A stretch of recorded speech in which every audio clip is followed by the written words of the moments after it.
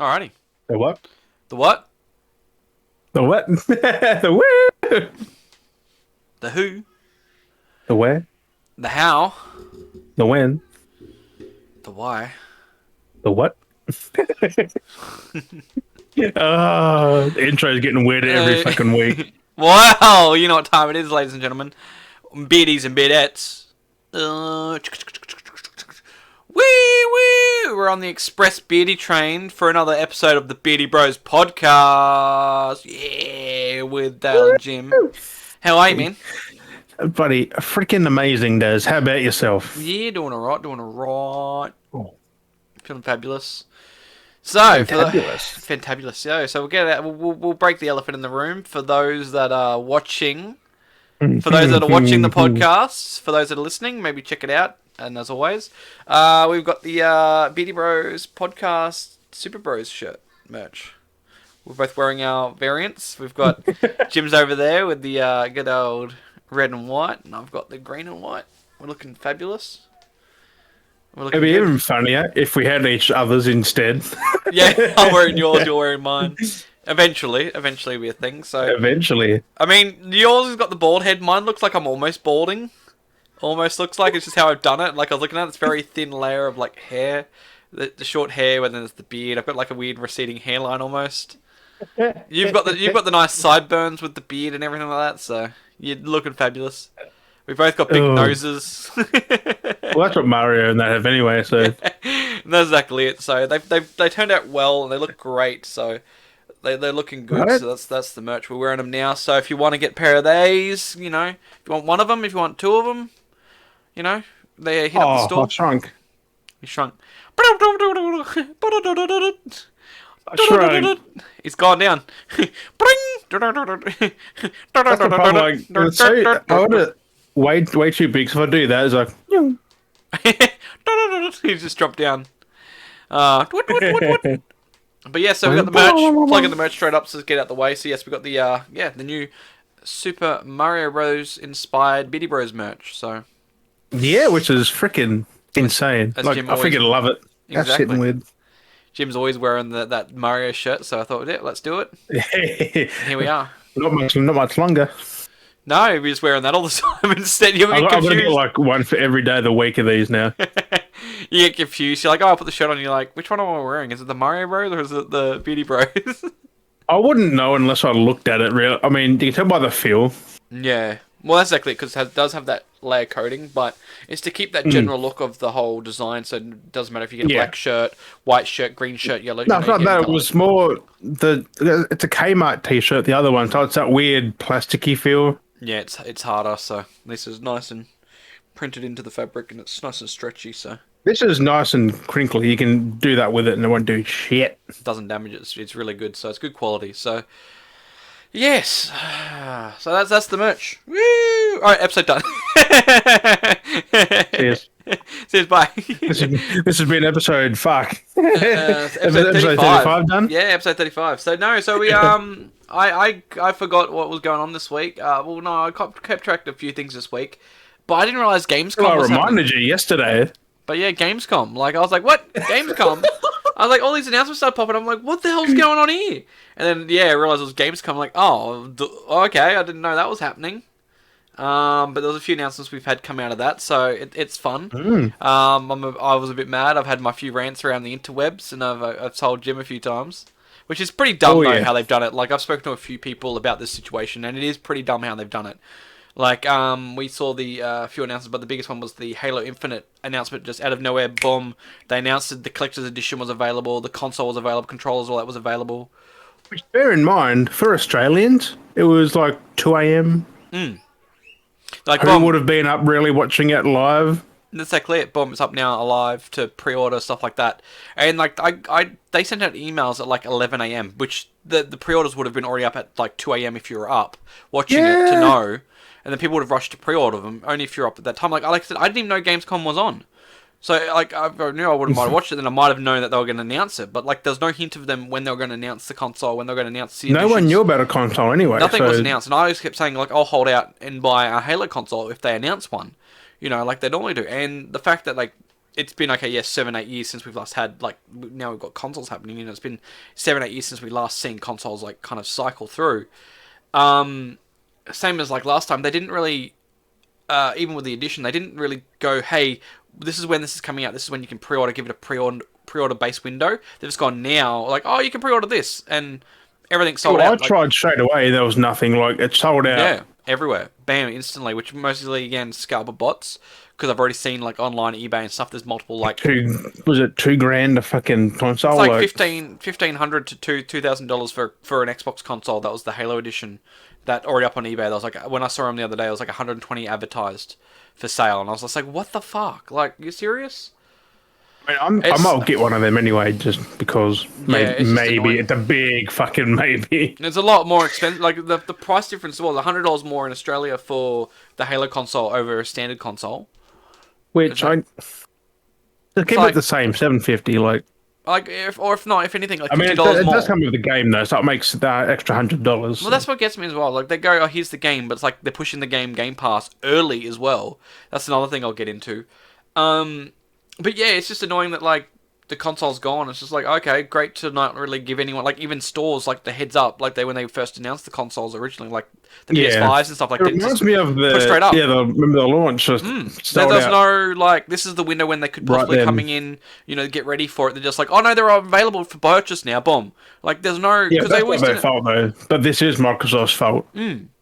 Well, there's a lot of stuff with Sony and that was their fault. Like that was Sony and Microsoft's fault with the announcement of the consoles going. Boom, here they are. That was Walmart's fault really because they announced that they were going up or something. They advertised before that, but they had insider trade where stuff over here in Australia had no insight. We had no insight that they were going to happen. They're just like, oh, they're available for purchase pre-orders, and like, oh shit, so they had to put them up for advertise for sales, and everyone had to catch up. But they used to get the heads up advert to like at least a month early. Yeah, and you used to get expressive interest. Like, are you interested? Put some money down, and we can get numbers, and then we go, okay, when they get the quotas start happening, we can start allocating, and then start growing more. Just threw things off because none of that's happening now. Yeah, there was no allocation, there was no expressive interest, so they could get numbers. Like, because this is still months off though, so it wouldn't be allocations. It would just be how many, and then just wait. So there might be talks that they might do more waves. Who knows at this stage? I mean, they would make money. The money. They'll have to around October time, ready for the December. Well, that's exactly. So maybe September even. Well, exactly. We'll get into that. So they're releasing still the multiplayer. I was looking at the multiplayer because that's free to play. So that's still going to be released on its normal window. In November, November, and then they're looking at dropping the game on Game Pass from November. But if you wanted to actually get a physical release, you have to wait till December, which is just like, what? Oh, it's only December 8th, so it's not that much difference really. But it's interesting that I just don't get why the physical's so late. Yeah, like you think they're only got the campaign on the disc where they're pushing other things as updates later. Like why? I'm hoping it's just a campaign. I don't want to have to install the multiplayer, which is free off the damn disc. No, that's why they're saying it's free, and that was pushing a window earlier because it was going to be you could download that separately. Because we're setting up with Warzone. It's actually Warzone is on the Modern Warfare disc for some fucking reason. You've got to install Warzone if you want to play Modern Warfare. I think what a lot of them are doing now is definitely making the multiplayer independent, so that if the stories change, the multiplayer is always there existing, so people can always keep playing the multiplayer. It doesn't change for the next game. Like you got games like sticking to the same format. I had to update COD a couple of days ago. You know how that's a big ass game. Yeah. I had to make space. This was a 600 meg update. I had to clear 113 gig of space for a 600 meg update. It makes no sense. So I deleted a game just for that little bit of extra space so I can install it at 600 meg. I'm like, why does it need 100 gig? Yeah, it's Call of Duty is just too demanding how they've laid it out. It's just very broken. It makes no sense. It's not appropriate. Vanguard's going to have Modern Warfare, Cold War, and Warzone in it. Plus, it's going to have like 4 fucking separate things in there. They're going to do 300 gig. Well, they're going to do that connection thing like that Battlefield had done, where they had like the launcher in that game, and if you have it pre-installed on your console, or whatever, you can jump between each game. So it's like Battlefield made sense. COD didn't. COD doesn't. Well, they're trying to do this. They're trying to do Battlefield is the one continuous thing. COD is 3 different studios doing different fucking projects that don't connect. Yeah. Well, that's what I mean. It's the same kind of recipe. Like, yeah, it's one studio for Battlefield, but they're all different narratives. They're all different kind of story. Yeah, but they still make like they're still in a Call of Duty. progression thing. But Call of Duty, on the COD other hand, isn't. they're COD's gone different. They are from very future different. World War Two to modern to World War Two. Is like they should just be all Yeah, separate. it's a bit like that with All separate. it's a bit like that with that one, but Battlefield, well, at the moment they've jumped back to the future again, go from the past, which World World War War One, Two, I think. yeah, one or two, No, World War One was Battlefield and now it's jumped back to the future. 5, World War Two. But like, see, the thing is, like, Battlefield has been on there in the events from the get go, and they're trying to make it easier and be like, oh, you can download, trying to push like digital sales more as well. Yeah. Trying to push that more digitally fits into interface, and because you download them, like you can purchase them through the games as well, like we saw with Modern Warfare. It's like you could Well, they're buy, on EA Play, and everyone's got that now. but like you remember when you could like purchase Cold War through Modern Warfare? It was just like what, like it's weird. And then they whole launcher cross launches and stuff, but then it just makes the games have more craft. If this next COD doesn't be standalone, I'm done with COD. Because it's not worth taking up half of the fucking hard drive space. I already know they'll carry on Warzone and they'll connect it to the Warzone. Just so Yeah, but they shouldn't connect it on. You shouldn't have to install Warzone to play the campaign on Vanguard. That's what I mean. You shouldn't have to have Warzone, but like they'll have it on the menu. Like you'll load up Vanguard and there'll be a tab to flick to Warzone, and you can load it, and they'll load up that engine. It's because kids they want it that simple, but us who are just like we want the campaign. We don't care about Warzone now. We've played it. We're sick of it. It's the battle royale. Like yeah, we don't have to. And that's the problem too, is because we just want the multiplayer and campaign on a damn disc. Yeah.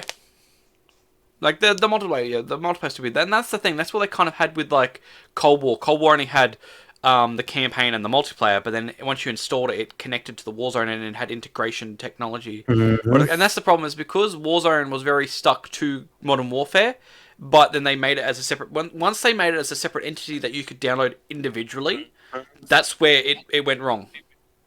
Like it should have been that from the get go and not included on the disc when they first did it. So because I installed Modern Warfare and that's 200 gig of the campaign's not even that big. It all comes from the Warzone map. That's the problem. And because it's got these extra codes to link it all together, you gotta, and that's the problem. Yeah, so if you were to, you can also access Cold War from the Modern Warfare disc now. So I'm just like, that's like Battlefield. It's the whole Battlefield menu thing where you could pick through the game. But they did it way better. Yeah, and that was designed to be downloaded, and that's the problem. Is because they're trying to connect different engines together and doing a late thing, not prepared in advance, if that makes sense. That's why I like the new COD. I played that. It's Modern Warfare. It's so good. Yeah, but no, definitely it's a very janky mechanic, but oh yeah. Then that's the thing too. Like if you were to have, like, say for example, not have Cold War installed, not have Modern Warfare installed, and you had Vanguard and you wanted to play, like even if you had none of the CODs installed and you wanted to play just Warzone, you basically have to install all the files. Like that's for Modern Warfare, because it's so much integrated like mapping from that. It's got all those source files, and that's why it's so big. And I was gonna say that's the same thing with I found with Red Dead. I got Red Dead on PC for the online. I had to install the whole game just so I could get online. But I mean, not necessarily because it's the whole map, but it installs the whole game. But then you just don't have access to the campaign side of things. It's. But then you've still got what? Because it was 150. Online's its own thing. They're two different games, really. Like it was 150 gig. It was 157 gig I had to install on the PC. And I'm like, that's. I mean, when I had on console and I installed a console, it wasn't that big. COD size, that is, Jesus. Like that's exactly, and then I'm like I said, I only purchased the online side of things, so it's like, why does it need all the extra? I mean, I know the map is big, but that's all the extra source files. You just use the map on the online. It's a different map. Things are different. Yeah. There's no like the NPCs aren't where they are on the campaign and stuff. Basically what it gets down to as well is they go, oh, it's easy just to install everything. So then if you get enticed, you pay that extra money to unlock. But then you should have to download it then. That's what really it should be. It's like download what you need, not download not download everything. It's like I don't want the next campaign. gen was meant to be. You meant to have options of what to download. I tried it with Modern Warfare. I can't uninstall anything. Well, That was Except the whole game. Modern Warfare is definitely broken on that side of things because they tried doing that with Modern Warfare. You see, like you can install what you want, but hey, sometimes you can't load the campaign unless you've got Spec Ops installed. You can't load Spec Ops unless you've got the multiplayer or campaign. It's like, where's the point of having all these segregated sections to install what I want to install if that one thing's going to affect something else? Like That's why because Blackout. I keep saying Blackout, but it's Black Ops. That was done well, like that new one. it was all solid one thing. Yeah, but yeah. that's what I'm thinking. Vanguard should be good. If they keep it separate, I'm hoping. Don't force Cold War on Vanguard because no one likes Cold War. Yeah. The campaign was even iffy. Like it was alright for what it was, but then it's not massively memorable. It's not Treyarch's best. Like yeah. So I was talking to Blake about it today, and he said 1 and 2 were still the best. Yeah. Everything else has just been. It's been a bit weird, yeah. It's and that's the thing too, because I think you're starting to get once you get look at it, you got all these different other studios helping out, and they're like you got all the studios working on one project. It gets hard because but it's only Treyarch, Sledgehammer still doing good, Infinity Ward still doing good. Treyarch. But that's what I mean though. No, but that's what I mean though. You look at Cold War. That's all the studios worked on that game. So you think that people go here, we'll give you this, we'll give you this, we'll give you this, we'll give you this for Cold War. And it's just like, you know what I mean? Like, you got all these different studios working on all these different parts, and then it's like, let's now put it all together. Mostly Sledgehammer's game, it's just like, oh, you know. Then they got kicked off for Vanguard. And that's what I mean. Like, you got this. We've seen how that goes with movies. Even, you know, you have a director doing one thing for the story plot, and then it's like, this is the idea we have, and then someone goes, we're going to have this director instead because this one's done. And what does that sound like? Yeah, exactly. So that's what I'm making reference. So you see how they've turned out with everything. We've seen how they've gone. Suicide Squad. Squad, Justice League, Star Wars.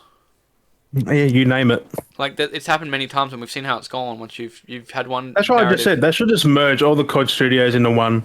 Just make the one game every 3 to 4 years. I know. You'll make more money. Focus the one direction, not just have multiple doing separate parts. You know, if you make the passes more than 1 year, people will buy the content because you'll have it like 3 or 4 years. Yeah. And that's why I think they're trying to. They're being weird because they're trying to drag out the Warzone. It's just like, do what you do with Black Ops. Just cut it off at its head and just start fresh again. Like you've stuffed up. Just make a whole new one and start fresh. But like Warzone should have just stayed with Modern Warfare. It's because they're trying to make an extensive narrative. Like they're trying to be like PUBG and Fortnite, where it's like it keeps on existing. Because I remember they added the Cold War guns in there, and they broke the damn game. Like, they were so OP. Yeah, because in Cold War, they were designed to be heavy hitting. Like, that's what worked. It made sense. And then the balance didn't work coming across, and it's just like, what? I mean, but Modern Warfare was modern. Like, them guns had punch, but they were broken because of the new game. And they had the different mechanics. The mechanic didn't suit the guns. It's like, how do you not think that far ahead? Like, you're having Warzone, how many years planned, and then you just chuck Cold War in, bam, and fuck it all up. The one thing I do like, though, that is kind of decent was one battle. Like, they're two different. Like, they load up as 2 different battle passes for each game, but it was the one battle pass. You bought the one battle pass, but it was like it was all of them. Like, that's for that genre. That makes sense. I hope they keep that. That was cool. So you weren't buying one for Cold War, buying one for, and like it would level up. And if you're playing one, the progression would help the other one as well. Like that's actually a cool mechanic. Like that's so you're not buying one for one, buying one for another, and buying one for another, and trying to grind through all of them while you're playing it. You're grinding up all of them at the same time, which that was a cool. Like that's a cool mechanic. If they're going to keep pushing that whole battle pass mechanic, which is going to be seriously, around for a lot longer. Activision, make the one fucking studio. Just have Infinity Ward as the main. Merge them with them. Because we all know they make the best campaign, the best multiplayer. Just let them have it. What I think it needs to come down to is, you need to have one studio that's doing the campaign and then one's doing the multiplayer. So give Treyarch the zombie area. And then exactly, and then one's doing zombies. So you got one doing the campaign, one doing multiplayer, one doing zombies. Then the loads focus that studio can focus on the campaign. And then the other one can focus on the multiplayer. Keep the other studios there, but have them merged with studios just so you can have groups, not just and that's exactly it. Like I say, have the three groups, your multiplayer, your campaign, and just that Cold War game. It felt like it was so many different games in one. Like it was stupid. That's what I said. Is because all the different studios had different parts to work on, and and you felt it. You felt like one part felt like you were playing a Treyarch game. One part felt like you were playing Sledgehammer. they could have had the There's no smooth continuity. continuity. They could have had that if they all talked together. Exactly. So if they were to go forwards, I think what they need to do, like we say, is each studio needs to work on one part of the game. So then they're focusing on that. So then one studio Give Infinity Ward the campaign because they're masters at it. Well, they've been there since the first COD, I think, or and COD that's the 1. thing too. If they're focusing just on the campaign, imagine how much more energy and effort they could actually put into actually making a really, really good, solid campaign. Yeah, well, just look at the campaign Modern Warfare. And then you look at that was the best in. That's probably my favorite COD ever. Is that 2019 one? And that's exactly it. And you have another studio doing the multiplayer, so then they can focus just on multiplayer, and they can actually do more multiplayer. So there's more maps, more game I reckon modes. Sledgehammer multiplayer. Oh. And then zombies. Because they did in the Advanced Warfare and that was so good. And then you have Treyarch doing zombies because they're good at zombies. Focused on zombies and in depth more with that zombie storyline that they've been trying to do. I just hope there's no zombies in Vanguard. I'm sick of zombies. What's Sledgehammer? They don't usually go with that route too often. So. They did though for World War II. They had zombies, I think. It's hard to say. We'll see where they go, but because they do. Or a zombies like mode they had. I know one was aliens. Remember that? Like the alien. That was pretty. That was a good idea. Well, that's the thing. So let's see how they go. But I reckon that's what they need to do because then that balances the load appropriately, and they can focus their energy, their skills, and their talents to make better content. Specific thing. I mean, even if you've got to move people around teams. Well, even if people want to get campaign people from Treyarch into Infinity Ward, get some multiplayer stuff to Sledge, like exactly those ones that work on those points. Yeah, well, those you got to think about. Not everyone's working on the same thing. So because you got to think about, like I said, you got one company, like I say, Infinity Ward making the whole game. They're doing the campaign. They're doing the multiplayer. There's going to be those certain staff when they're working on that are specifically in the multiplayer. Well, you got Beanox who do things, but they just touch things up on that. They don't really mess with the story. Well, that's what I'm saying. Stuff. Like you have those that are working on the multiplayer. You don't have like some of the team members. You have team members that are working on both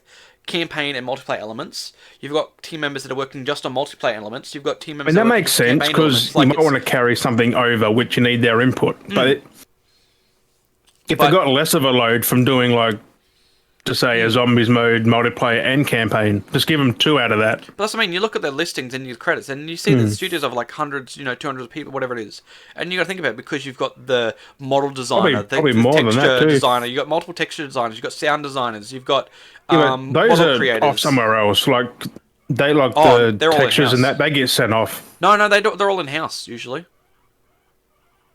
Yeah, they're all in-house, or they use their resources they've got from previous stuff. They're all done in the same studio. They all make them up in the studio. But that's what I'm saying, though. You've got all those different people that do different things, like modeling characters, and you got to think of engineers and map creators. Because I remember Last of Us 2, they had people doing textures, they had people doing sound somewhere else. You look at, Dr. Disrespect, he used to make maps for Call of Duty. Like, he was a map designer. Like, he was specifically making maps. And this was before his streaming and stuff like that. Like that was his job. Like, he worked for one, I can't remember which studio it was, but which one it was now. But that's what I mean. Like, he made multiple maps. Sledgehammer? I can't remember which one it was now. But that's exactly it. Like, he was specifically worked with the company, but he did map designing. So you also got concept map designers, and then you got those that actually make the maps, and then there's those that polish the maps, and then you've got all kinds of stuff. Like, that's why there's so many people. But to get handed through probably 3 different teams, and then it's we'll just tweak this, we'll tweak that, we'll do this. Well, there's varying, and that's the problem with having all these things, like different variations, like especially like. They just have the one team to do it, and just have the other team to fill in textures because they're just placing over something, loading textures and stuff like that. And that's what I'm saying. If you had one company working on one mode, imagine what they could do if you got that team focusing on that mode. Imagine if they had 3 years to make a game.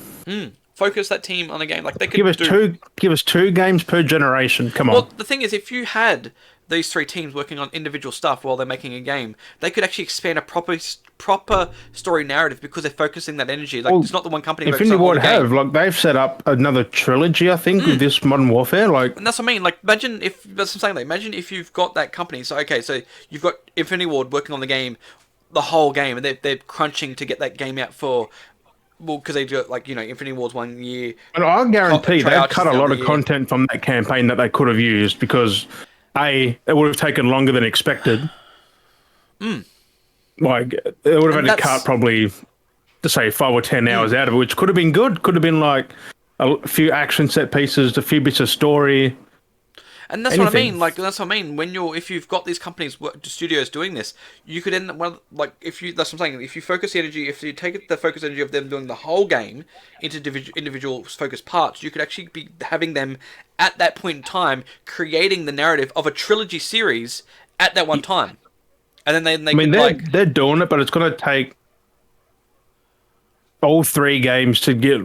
They could have done in probably 2. And that's what I'm saying. If you had them working together properly and having like say, if you had trilogy makes more sense than a double like. And that's what I'm saying. Like they could have got more in. If you do the studios taking the load appropriately, then yeah, they could have them working not over crunch time, like not stressing them out, and actually focus the energy appropriately, and then you could have even a longer game. Because they're focusing. Just thinking though. How polished is Vanguard? Like, how much did Sledgehammer put into Cold War before they got kicked off? Well, the fact that you said Vanguard was doing pretty good, like it actually was fairly decent. Well, I've played the alpha. I've just played the one game mode, which is 2v2v2v2v2. But even then, you said that was pretty decent for an alpha. I mean, it's pretty fucking solid. Polished for a game that doesn't come out until November. So, October, November, 2 months away. So. Which, I mean, there was a few glitches, which I did record some, I think. There's always something. Maybe. Like, I had a scope on. Yeah. I was aiming with a scope. Yeah. Textures were popping in and out, bugging out, glitching. Yeah, basic stuff. Yeah. The usual. It's only an alpha, so, I mean, it makes sense. I'm not going to really critique it yet. But it's interesting. The beta's out soon, so that's usually where it gets good. Yeah, the beta once is a bit more polished, because beta's just before the full release, usually. I'm just excited because they've taken Modern Warfare's engine and done more with it. There you go, like that. They're working on those same engines. Treyarch didn't. They had their old engine, but like upscaled or whatever it is. Their old weird. Which looks like shit compared to Modern Warfare and Vanguard. Characters look bulkier. Everything's bulkier. I was playing on this map where it had destructible walls. Oh. Yeah, you can shoot the doors out, like shoot through the. Do you before, could you? No, really. You just whack them open, wouldn't it? Not often, wasn't it just just? Like that. Well, you can shoot through them. You can take chips off the doors. You can look through the doors. That's cool. You can. There's like, I threw a grenade and blew a hole in a bit of the ground, like these barrels. The dude is behind me, like. So they really take advantage of like next gen kind of stuff as well. I sprinted through a fucking wooden wall. I sprinted straight through it. Oh, you actually ran through it and like knock it down, kind of thing. Just boom. That's pretty cool. That's pretty cool. Like that, they've taken that and expanded it to destructible environments, kind of like Battlefield. Yep, trying to compete, I guess. Not compete, but it's like they're innovating. Like, well, that's what I mean. You need those new things. Those new things to be like, wow, okay, I'm going to try that because I want to play that because you got these cool. Then there's no, it's a Modern Warfare engine because they got that double sprint. Oh, yep. And of course the mounting, which is back, and like yes, it makes sense though because you want cover. It's like you need to cover. Like they've also added blind fire now. Like you can be crouched and then just go. That's cool. That's cool.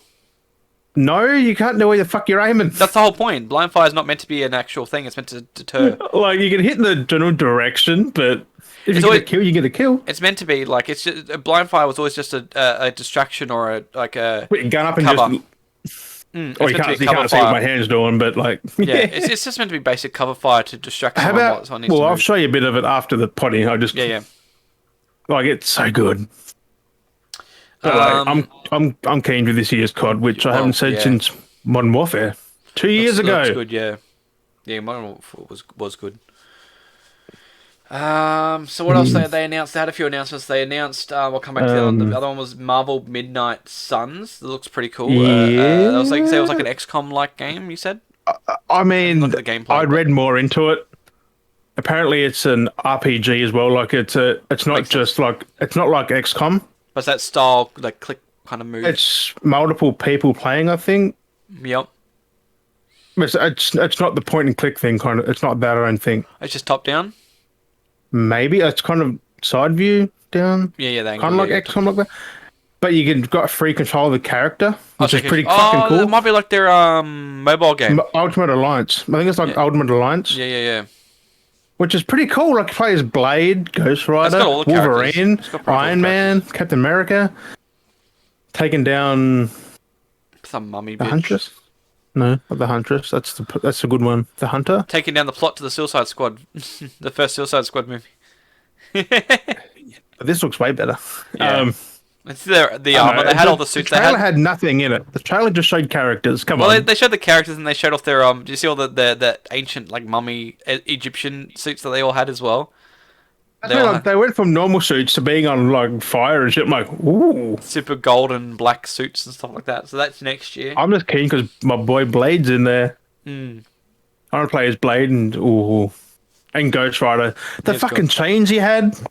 Yeah. That Just was whipping the people up with it. Oh. That was the other version. I can't remember his name. But it was the other Ghost Rider. It's not Johnny Blaze. It was the other one. Johnny Blaze had that. Because Nicolas Cage has had it. Yeah, no. The character they're using is the one from the He appeared in the Agents of Shield. I can't remember his name, but he's that variant of Ghost Rider because he's got that. I thought Johnny Blaze was just Ghost Rider. No. There's multiple different variants. That's why there's rumors that they're talking in the MCU. If Ghost Rider shows up, that we may actually get 2 different variants.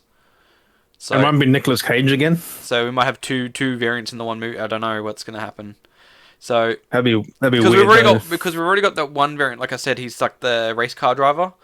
And they've already got him in there because he's in the Agents of Shield, so he already exists in the MCU universe. And then they're going to have a movie eventually, or have another movie where Ghost Rider will appear in it, but it's going to be a different variant, whether it might be Johnny Blaze. Not sure who's going to play him. That's why there was that rumors of having either Keanu Reeves or Norman Reedus playing Ghost Rider. You got Keanu Reeves. You might as well just go fucking Nicolas Cage, like. So it's going to be interesting to see what they're going to do. Nicolas Cage is still doing shit like that, like action movies. Like, just put him back in there. It's one of those things. That's because now we got the multiverse, which they're looking at picking him from the multiverse as it is. Like that's how he appears, is through the multiverse split. So, but depends if they want to get Nicolas Cage back or not. Like he's always down for it. By the sounds of it, he's always keen. But I mean, we're going to mention that later. I'm not going to mention it now, but we'll come back to the other one. Other characters coming back. So we'll come back to it. That's the big one we'll talk about towards the end as well. Can't believe it. I'm just said that. A few things I got through the week I want to bring up. Just for one, sticking on the whole thing with characters, and we've talked Marvel stuff. It's not really actually Marvel. I would have mucked that off. We didn't actually say when the game comes out, which is March next year. March 2022. So we'll come back around. I'll come back to a few other movie stuff in a sec. So the other big announcement that we saw from Gamescom, which was pretty cool, was Saints Row Reboot. Which I'm like, that actually looks pretty cool. So it does. And it's funny too because you watch the trailer how they did it, and it was kind of like how the first game started. Do you remember that whole intro of how it it was like the intro? I think that's the whole point because you're building yourself up like in the first game. But they did the whole thing where you saw the yellow crew pull up, and then they had the whole interaction with the characters. But then they slightly changed it with like a new. But at the same time, when I was watching it, I was like, "Shuts the fucking boot, boom, yeah, bye." But like you see, like like a few of the things that I was like, was this? Is this partly like a stab? But like, because you know how Saints Row has always been like kind of a knockoff of other games to the sense because they go, we'll take slight inspiration from other games. Like they've always kind of been like a parallel to like GTA, and then they've been like the parallel to Crackdown and stuff like that. And then you see this, and I'm like, is this kind of like a parallel to like Watch Dogs? Are they going down that way a little bit? Other people said as well. I'm like, they had a Watch Dogs. Well, I mean, they got like Cyberhead, like I get, but like they're just looking at the gameplay and how some of the mechanics were and like how it looks. I'm like, it's kind of like reminds me a lot more of Watch Dogs. Yeah. Remember Saints Row 3? They had Johnny Guthead, like. Which might make sense, but like that's a straight up call going. Oh, you know. That's Watch Dogs because you got those few characters like Wrench and that have the. But they're the only ones who have them in. But I watched games though. No, but I was watching the gameplay and just how the mechanics and some of the stuff you could do, like jumping, jacking stuff, and doing things, wasn't like GTA, but it felt like Watch Dogs when you could like jack things and just how you did everything and how you ran and interacted with the world. I'm like, that kind of feels like Watch Dogs in the sense, and I'm like, okay, because like we saw more when the universe changed with Saints Row 4, like that kind of ended when they destroyed the universe and Agents of Mayhem came out. That flopped hardcore, but Agents of Mayhem was kind of... It's a good game though. It is, yeah, it is. I really need to play it. Like, I really need to play because it was fun when I was playing You've never played it? Not fully. I didn't get fully into it because there was so many characters because I was trying to get everyone. And... I haven't finished it either. But like Agents of Mayhem felt like a bit more like Crackdown, like because 3 and 4 kind of headed more Crackdown a bit, but Agents of Mayhem definitely felt more like Crackdown, but also felt like I forgot. I just had the name in my head. I forgot. Shadowrun? I don't know. That game. What? What is Xbox, it? that game on Xbox. That thing you did. The PlayStation company. What the fuck? Sunset Overdrive. Yes, Sunset Overdrive. It felt a bit like that as well. Like, it felt like a bit of Sunset Overdrive and crack. You know what I mean? The whole open world, jumping around, kind of like having, like, being like, yeah, powers! Oh, and, yeah. you know, building stuff and, like, having defenses and things like that. Like, it felt a bit like Sunset Overdrive and Crackdown kind of, they took inspiration for that for Agents of Mayhem.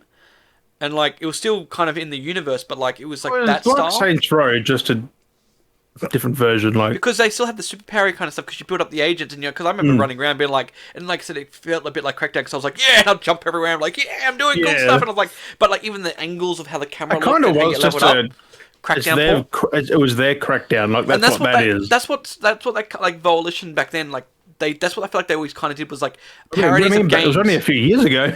Well, I'm like saying in general, like from Saints Row itself. No, but I mean like all the franchise in general, like the whole. Oh yeah. Yeah. I remember Saints Row 1 and 2, they were very grounded. It was just you. Like, it was no superpowers. No, it was very GTA-like. Like, I remember going through and buying and then booze. Up to 3. 3 was still normal, and then 4 just went, fuck it. I can't remember if it was the first one or the second one, but I remember the President, aliens. Well, it's the whole Matrix thing. That was always kind of fun. I did like that, because I cracked my character up superpowered, and I just run and jump everywhere and fly everywhere, like, you can't stop me! And it was fun. It's just for fun. Like, it's a big old for laugh game. I don't know. I just love Saints Row just for the stupidity well, that's of what it. I'm saying. Like, do you remember all the time you could like drink booze and smoke weed and like everything? You just go to the corner store and just buy up all the booze and you just like get high and drunk and you're like, let's go driving. It's like Jesus. Like, it was a real stab at GTA, definitely. That's why I said when I was playing the third one before, I was like, Keith David better be in the reboot. Yeah. Well, that's for those. Epic at the moment has the remastered edition of Saints Row 3 up on the store, so plug that a little bit as well. Grab it while you can, because it's still it's more than a remaster, I think. Like, they changed the models. Like, the models are different. Everything's improved. Like, the whole game's changed. Like, it looks so clean now. So well, that game's old now, like 2010 or something, 2011. But yeah, no, I got to install that because I do want to play it. That game's like 10 years old. Like, that's crazy. But yeah, so the reboots dropped. They had gameplay and the trailer. Looks pretty good. Well, that also comes out next year, February next year. So not far. Away. No, 5 months away, 6 months away. That's why I'm pissed. February and March are fucking. There's like 6 games dropping. It's the start of the year for a change. Like, usually it's always been like end of the year for games, and now it's like start of the year. I think it's because the ones that were meant to be out. I can guarantee Saints Row this year, Horizon, which I'll mention later, was meant to be this year. Sifu meant to be this year. Now it's February. Yeah, they're pushing them back just to. Midnight Suns would have been this year, but it's now in March. Yeah.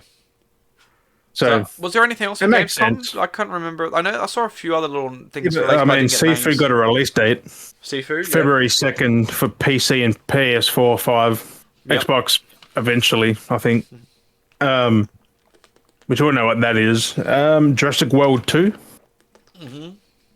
Which we just got a little trailer, but there's adding more. They're adding a mosasaur to it, but the mosasaur. Oh, yep. The big water. That big, the one. They're adding pteranodons as well, so you got flyers as well. Oh, yep, adding more to it. So you got to build the big ass Averys, which is pretty cool. It's also in the desert. You get to build them now. Maybe that. Oh, maybe I wonder if that's a hint for the new movie. Dominion. Yeah. I don't know, but you're in the friggin' outback desert places and that, so... Because you got to think, so, the movie, because it was always islands and stuff, and it was always, like, they made up new islands to parallel, like, well, this looks like it's on the real Earth, like, on the real that might be a hint United States. If we do remember that last movie, like, the Raptors had come to America, like, they showed, like, the coming to America with Eddie Murphy, the Raptor. Hey, guy! Don't even get me started with that. But, like, remember that little scene was just the Raptors there and just looking over the city neighborhood? Maybe that's where they're going. Maybe it could be they're showing deserty stuff. Maybe they could have it in, like, Salt Lake or Arizona desert or something like that. Maybe they might be doing I don't know. It's a big ass fucking... Probably Nevada. Maybe Nevada. Probably around Vegas. Vegas. Raptors in Vegas. Yeah, that reminds me of... Army of the Dead. Yeah. Vegas. So maybe that's where they're going, because... The game was the first game was very close in sense to how Zombies versus dinosaurs. A zombie dinosaur. Oh no, zombie dinosaurs would be chaos. I don't get how you turn into a zombie, because it would take one bite and you're dead, but... I don't know. But that's like, so it might have insight to where the movie's going, which we haven't heard anything about the new movie for a long time now. I think it's already filmed though, so it's just gonna wait for a release date. So there's been no announcements from that, but that might be hinting at it. So that's kind of interesting.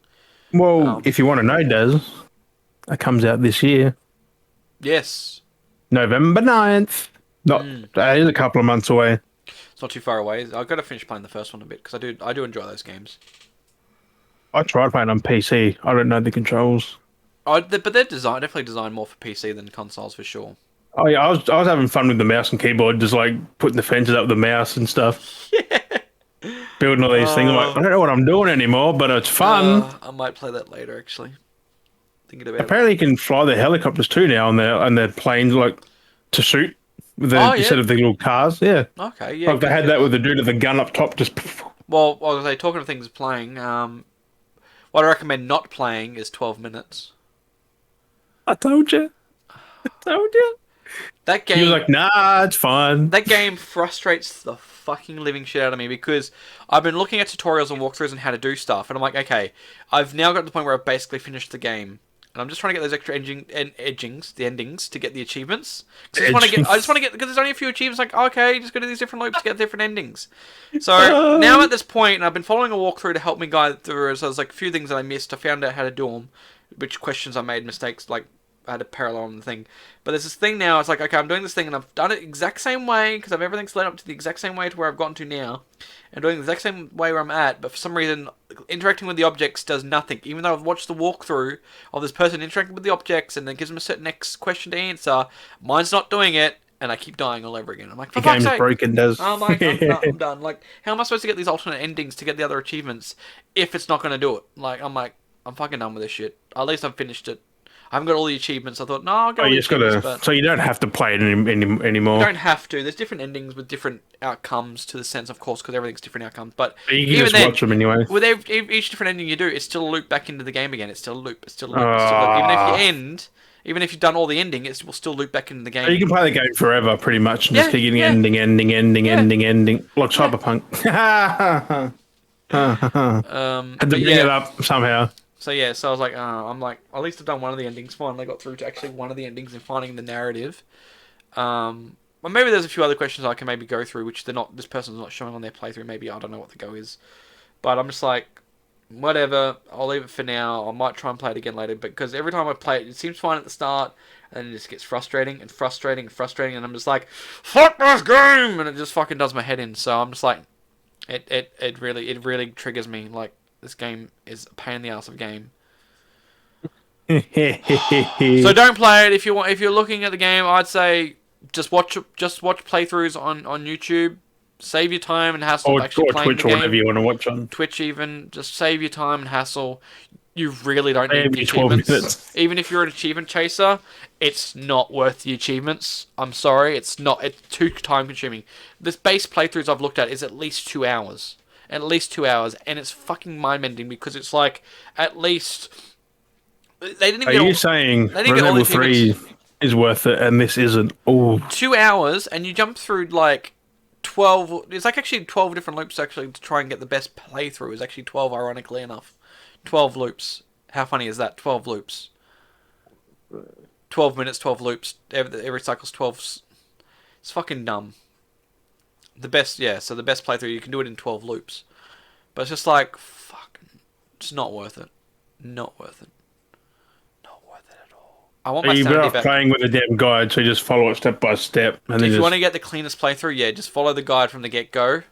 But then what's fun of playing it? If you only want the achievement, if you're just wanting for the achievements and you just want to get the achievements, follow the guide to a T, because the other thing is too, is there's one achievement you go to get, which I can't get now until I've done all the endings, I think it is. Because there's an achievement you get from your first playthrough. There's a certain thing you do from your first playthrough to get this outcome, which I can't get now because I've played the game. So yeah, it's one of those fucking. It is what it is. Yeah, it does. It's one of those happen. kind of games. I'm just like, fuck. I'd have to like delete it, clear the cache, and then install it again, and then like. New save file. Or just start a new game. Well, you got to. Or you can't. Start. No, you can't really delete it. It actively saves kind of thing. So you'd have to wipe it from the cloud or cache or whatever. It's really fucking dumb. Tedious. Yeah, it's tedious. The whole game's tedious. I'm like, nah, don't Don't bother it. If you want to keep your I'm gonna sanity, uninstall it. I got it on PC and Xbox. Fuck's sake. if you want to keep your sanity, don't play it. It's fucked with my head. It's fucked with my head, seriously. I just hate hearing the same lines over and over and over and Well, even over. then, like, they can change. Like, they can change by one little bit. And it's just like... Oh, just by something you've done around the area. Yep. Yeah, fuck that then. It can Jesus. change the whole... And that's the thing, you do one wrong thing, it can fuck up the whole sequence you're doing. And you're like, fuck. So you gotta go and, like, end the cycle to redo it all over again. The amount of times I watched this dude, like, the guy you play as die, like, it's ridiculous. The amount of times I've been shot, stabbed, strangled... All by the punched, cop. electrocuted, like everything. Not just the I've cop. had a Just, funny when you hit the light switch and you boom. yeah, if I can zap myself because I was playing with it and I was like, oh my god, because it goes, oh, flick the switch, you got to flick the switch to like charge it. I was like, okay, haha, and I was like, oh fuck, I just zap myself. And you go to the floor, she's like, hey, you good? And he's like, yeah, I'm fine. I was like, how are you fine just for you across the floor? But the one funny thing is like there's a few things in the environment that change the cycle, which is part of the achievement. Didn't he have shoes on, so he wouldn't have really... Yeah, he goes, I was grounded. Like, luckily I had shoes on, so I was grounded. Yeah. I was like, fuck's sake. But still, it's not a good idea getting zapped. There's a few different things there's like little puzzles and clues in the game, like for different. Well, even like people who want to play, otherwise we'll take the fun out of it. Yeah, exactly. So if Fun you want to there play is. it, go for it. But if you want to get the perfect playthrough, definitely follow the guide walkthrough so you don't make any mistakes and you can get every outcome appropriately, so it actually happens in accordance. You'll get spoilers as you're going through it, but that's the best way if you want to get all the achievements appropriately. Otherwise, you get me. So you might as well play it first and then later on do the playthrough. But you're like me who was like, yeah, I'm going to play this game. It will be great. Let's just jump in. Fucking 6 hours later on a playthrough, spent how many cycles going back. 12, add up 12 minutes and 6 hours. So there's what? There's 12 minutes, and not even 12 because I could have died in like 5 minutes, or I've walked out of the apartment. Man. I don't know how many loops I've done, but I played the game. I've played played the game now because I played some today. I played maybe 8 hours, maybe 7 hours, 8 hours. I put into the game, and I haven't got all the endings. No, like adding up yesterday and today. Oh, I'm gonna say this today. I mean, you played like 13 hours. No, so I've done a fair bit, so I don't know. I'm like, So the game can be pretty quick if you know what you're doing. that's what I'm saying. Follow the walkthrough. It's 2 hours, and you can get Or actually less. all less, and you can get all the achievements, like most all the achievements, because the other stuff is just looking at paintings as you do each loop. You look at because it's like each loop is each different outcome changes an environment item for the next loop. So you got to look at like there's a painting. You got to look at nearly every different loop variant, and you get an achievement for looking different. Then there's That's tedious as hell. there's like a plant in the room, and it's basically not grown. So you do one loop, you pour water on it. Next loop, pour water on it again, and it grows more. Next loop, you pour water on it. And it's weird that each loop, the plant keeps consisting each loop, and it actually grows over time. That's the only thing that kind of variantly changes. That's growing, even though like it's like that's the only item that's persistent to time. Yeah, the plant is like persistent to time, while like photo frames and art changes more of like variants. Yeah, it's weird. Like the people don't remember. Like you're the only one that remember stuff. It's fucking weird. Like, so the whole game's a mind fuck. It really fucks with you. But the plant shouldn't be doing that if only he... Yeah, it's like the only item in persistent of time that's not changed is the plant. Wouldn't she realise, look, the plant's growing? It's 1 day cycle. It's Groundhog Day, so... Yeah, but if the plant's growing, she shouldn't... Every day that's getting bigger... Wouldn't that trigger something in a normal person it would in real life? Like if you were to have like if they remembered the day before where it was dead, and then this is this day, it's like it's big today. Like yeah, it's but full flourished. That's weird. But no, a fucking plant out of all things. Yeah, so there's different stuff and different. So if you don't water so you have to water the plant. For one of the achievements, yeah. There's an achievement for watering the plant and making it flourish.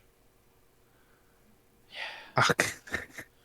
Yeah. I was looking forward to that game. Not now. I should have even told you about it. Oh, I already I didn't know when it was coming out. I already seen the trailers for ages ago. No, but like I said it'd be Yeah.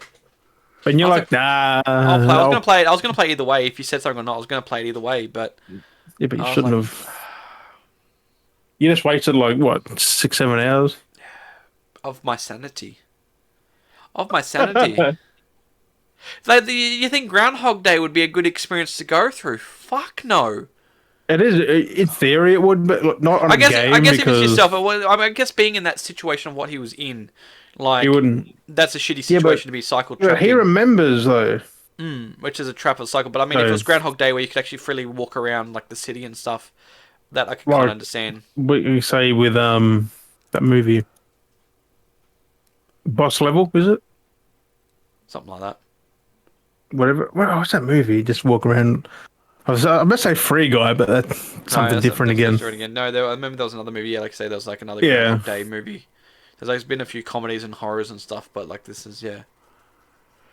But I that don't just know. takes the whole cake. It's a fucking game, and it fucks you up more than a movie would. Yeah, it really fucks with your head because just persistently trying to grind through all these things because you got to grab it. But I'm done. I'm going from that. I'm not. You just play the damn game if you want to. If you really want to play it, you'll fucking But enjoy it. Not get really. it does out of that mood. I Moving found on. this cool last game does. Yeah, It's called 9 to 5. 9 to 5. It's it's like Siege, but it's 3 versus 3 versus 3. Oh, okay. Yeah, like Siege, like teams of threes just going at it. Hmm. I don't know what it is, but it looks like Siege. Someone goes in the comments, well, that's not unoriginal. It's just Siege with 3 teams of 3. Like, Yep. it's a tactical multiplayer shooter. Like, Just but like. it looks fun. Um. It looks like COD as well, like COD versus Cross Siege. Yep. So Well, I mean, I'm keeping my eye out for it. Might as well bring up. It happened only in the last couple of days. They added in, so I might as well bring up some Fortnite news as always.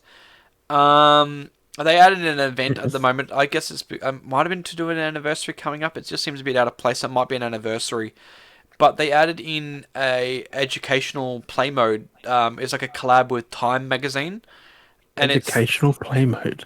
yeah, because they have you go into it and it's like the What? Lincoln Monument and it's the whole area of the Lincoln Monument and all that kind of stuff they've built.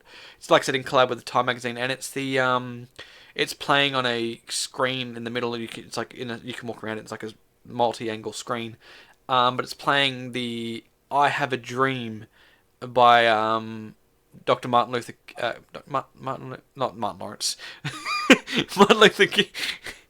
Martin Lawrence Jr. But you know what I mean? Like it's that whole "I Have a Dream" speech thing, and they're pushing Yeah. it. They're like kind of like spreading some awareness and education again because clearly it's not being shared, and they want to do a collab because I guess it must be an Why anniversary to Fortnite? it. Well, Fortnite's one of the biggest games that people play. It's you know what I mean? Yeah, but why Fortnite? It's like I said, it's one of the biggest games that kids are playing. So why They not? could have they could have did something else instead of put it in a game, which Well, you got to think though, it's one of the biggest children audience games out there. yeah, but still, It's like, hey kids, watch this, get a bit of education. are they really going to educate pay yourself. attention to it in there though? That's the thing. Like, I know when I played into the game, the whole lobby, like the how many it was like 15 people per lobby, all stayed in the lobby and were standing around that screen for that whole section. Yeah, well, what they doing? Off, probably going to the toilet, getting a drink, fucking Maybe. But yeah, no, I was surprised that people actually stayed turning through on the their whole game. fucking phones, like. But it was interesting to actually have that. But it was kind of funny though, re-listening to that whole "I Have a Dream" speech today, and I was just sitting there re-listening to it again because I don't know how long ago I last listened to it, but I've heard it before in the past. But sitting there playing, like kind of wandering around the monument, looking at all the stuff that they had sculpted for the map, like the Lincoln statue as well is actually a proper scaled like element. And they've added in Fortnite. I'm like, wow, they've actually got like the Lincoln statue sitting in the chair, like actually in the game, like an actual element, like it's not just like randomly made up from like creative mode with different elements. Like they've actually made a model and they've put it in the game. They took the time to craft it. Yeah, and it was just like that's actually pretty cool. That part's pretty cool. Like that means there's an actual element that's actually it wouldn't be in the base source files, but it exists within the source file. Like if you were to find, you know what I mean? Well, it is It's now. a model item, so that's pretty cool that they've actually got that in there.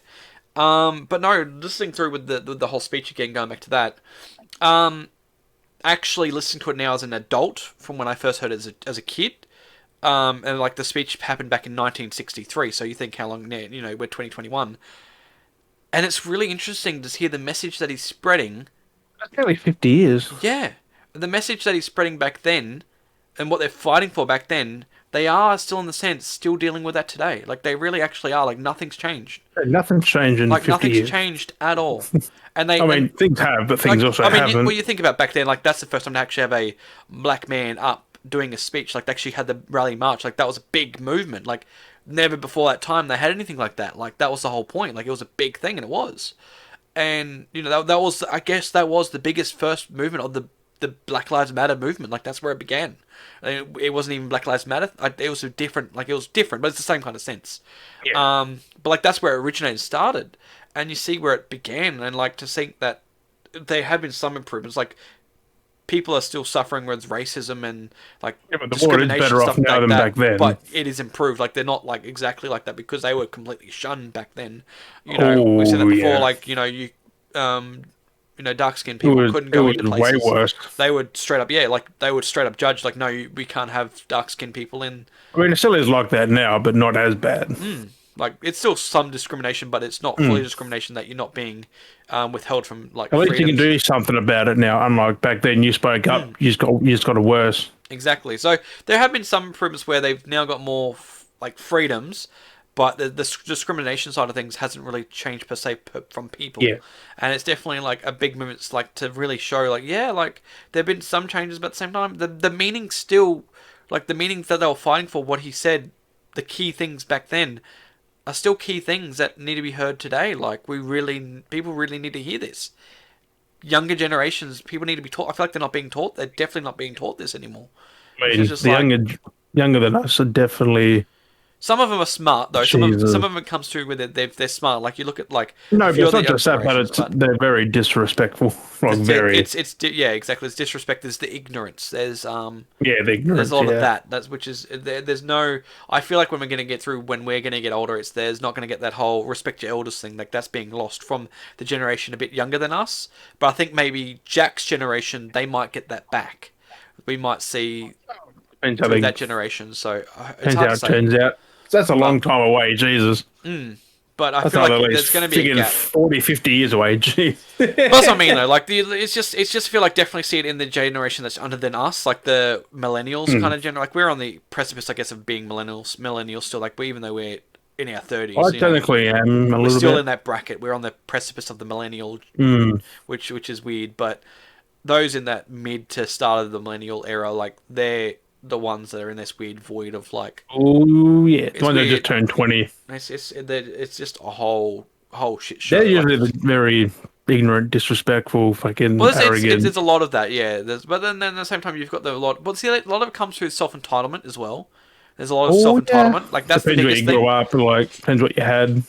Yeah, exactly. So then that's if the your thing. parents giving you this, you expect blah blah blah from someone else. So exactly, and like it is some of the self entitlement does affect a lot of the other aspects when they start changing because we've got like I've seen a lot of it when we've got the non-binary, we've got all that stuff. We're all accepting to that now. Like, it's the whole LGBT stuff, but then you've got the self-entitled side of that as well, which I'm seeing a lot of too.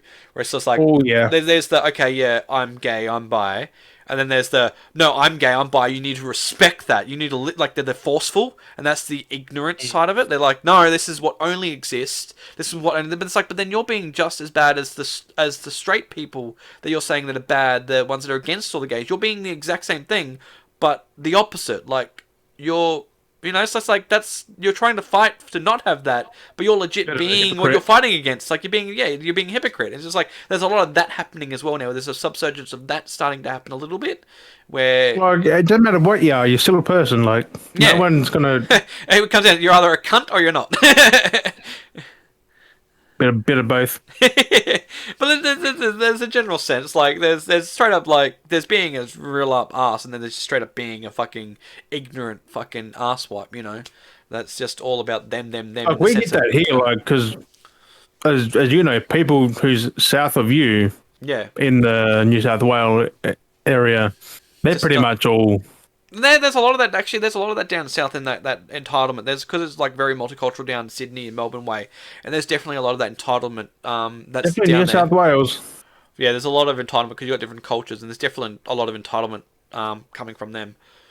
Oh yeah, I mean, It's like that everywhere in the world, though. Like you got your little communities that The little think they're niche better than areas, someone else. yeah, the cliche little suburbs and groups and stuff. But that was like like I went out yesterday and being down the coastway, which is closest to the border with all this stuff going on, and no one was wearing masks. Everyone's out and about. They had their show on, Happens. and no one was wearing masks. There was no 1.5. There was no masks wearing, and I was like, I don't. You are outdoors, but like if And you're then not they gonna wear a complain mask, about lockdown. yeah, like double standards. Like you're the ones putting yourselves in this Hypocrites. situation. Like, don't be like. It's like those We like that. want this, but we won't do what we have to do to get this. It's like that old. It's like that meme where you see where there's like the kid riding the bike and he has the stick and then he chucks the stick in his own spike and goes, "Oh, you did this to me," you know. Yeah. Like it's like that. It's like you did this to yourself. Like don't blame anyone else for your problems. Like you wonder why we're in these situations. You know, it's just a little bit of common sense. Like if you like Common sense isn't that if you're common, though. outdoors, like I said, like if you're outdoors, okay. Like I'm like that. If I'm outdoors, I'll wear a mask. But if I'm going to be enclosed, like if I'm going to be out space, but I'm going to be confined by a lot of people, I'll wear a mask because one, even if there isn't, I don't want to. I'm getting to the point now where I don't want to be breathing in generally other people's ass farts and fucking mouth watery fucking spits and shit. Like I'm just coming to the point now. Like there's been times in the past working What other farts are there? mouth farts.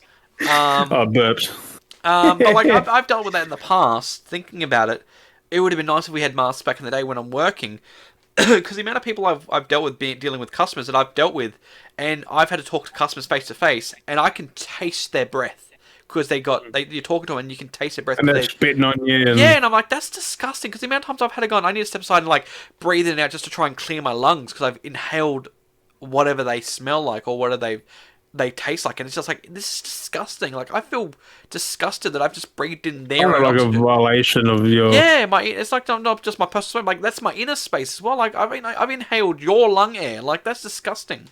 Like, and that's I've got to that. I've been like that. That's what I said before. The 1.5 meters should be a thing forever now. Like, Yeah, like just say personal from space.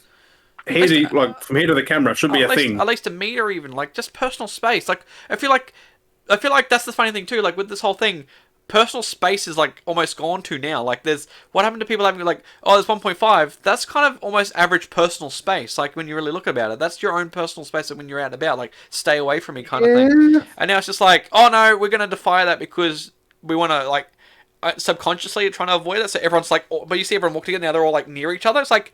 What happened to personal space? Even when you're out and about, there's still like that meter, at least 0.5 distance from each other. Not everyone being like 0.1 from each other. Like, what happened all of a sudden? Where's people's personal spaces?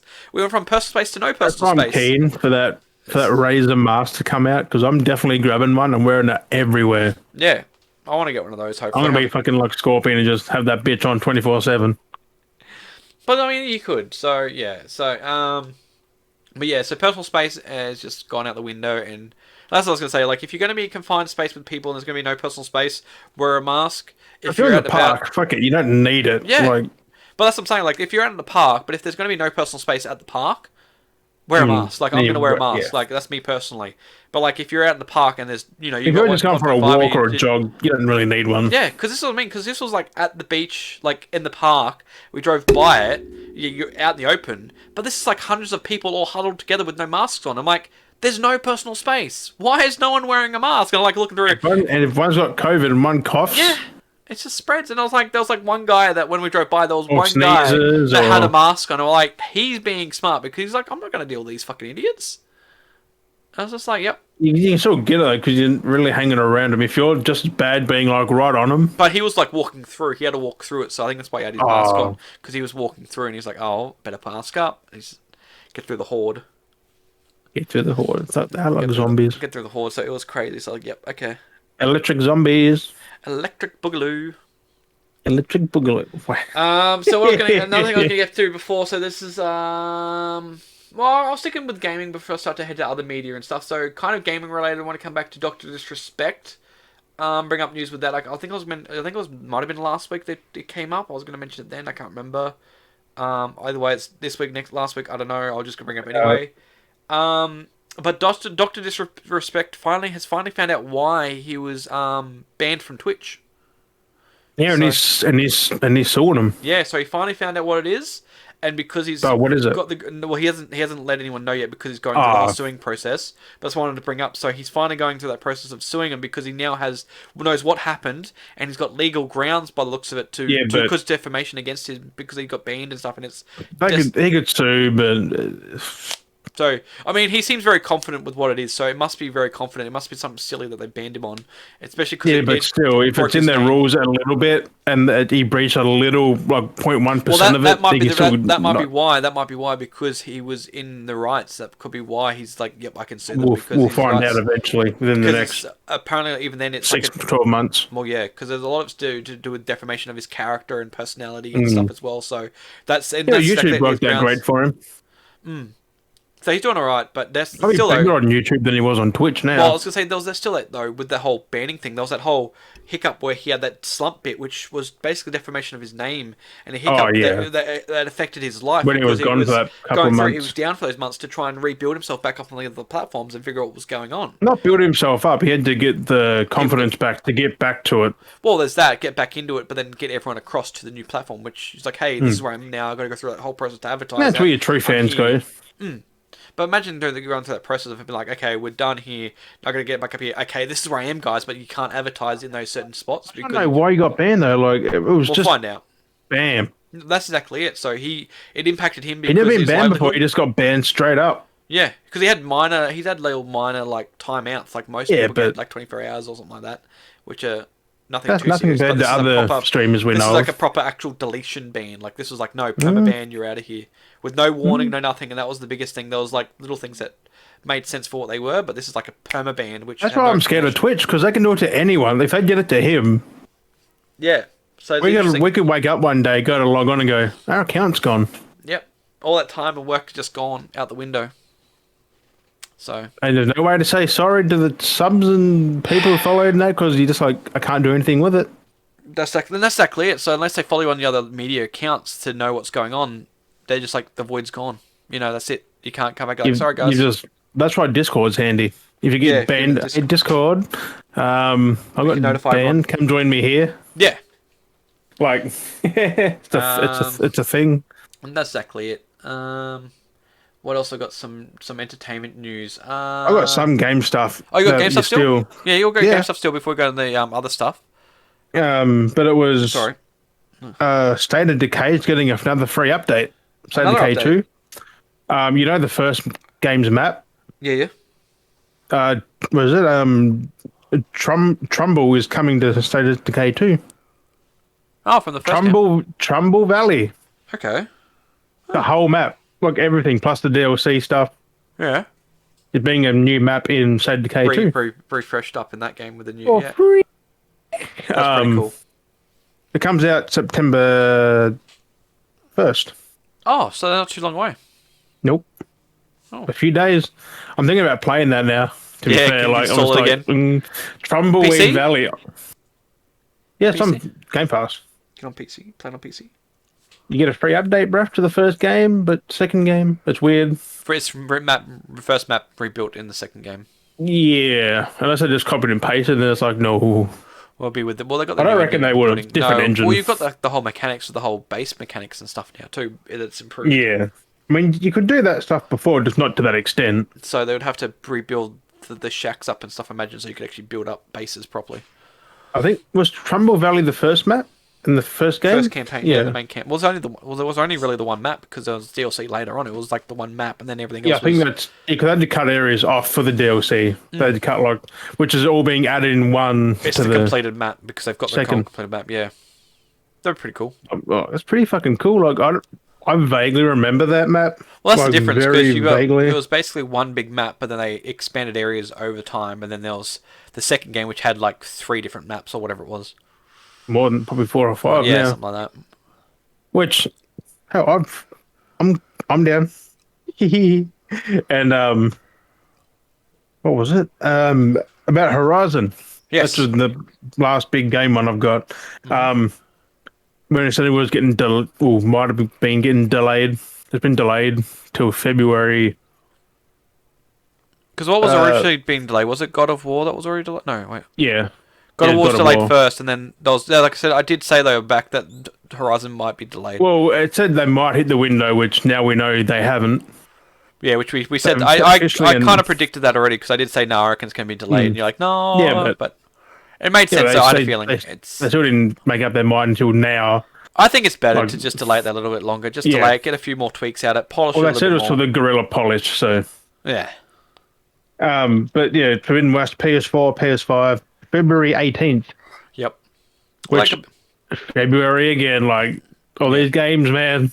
Get everything polished. And also, pre-order start September 2nd. So they give you time to fucking pre-order. Exactly. They announce it early on to pre-order and then not just be like, oh, here, pre-order. Which is next week. Yeah. So that's alright. Hey, if there's a collector's edition, I'm jumping on that shit straight up. I'm going to do that too. And also, get it for PS5. Out right now is a Zero Dawn update, 4K 60. Oh yeah, for the PS5s, is it? Yeah. For Zero Dawn, which I'm gonna play again because the game is awesome.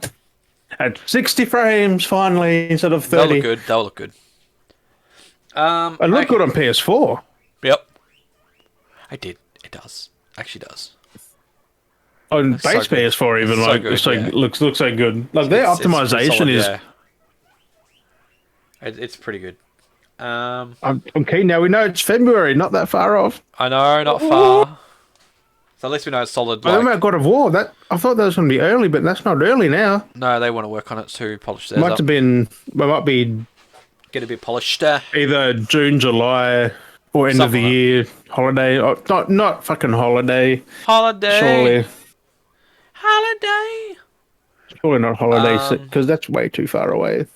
But anyway, coming back to other stuff. So we've gone through games. We're going to go into... I'm just trying to segregate things so people will get a nice feel for everything. So this is more other media stuff now, like your movies and stuff like that. This is more music-based. Might have heard it pop up recently with... a little situation with NIRVANA. Hear that going around? Old mate over here, Mr. Baby on the covers now trying to sue the estate of Nirvana. The state of Nirvana. the state of Nevada. But basically trying to sue because of basically like child. They're trying to he's trying to claim it as like child abuse, child pornography, it's very skeptical, like scary words putting out there as those words. I mean, that's not going to go anywhere. But like the funny thing is, don't exist anymore. Well, not just that. He's trying to claim money because this is damaging to me because I was a child and this is pornography and sexual abuse and all this kind of stuff. What he doesn't get, 30 years have passed, bruh.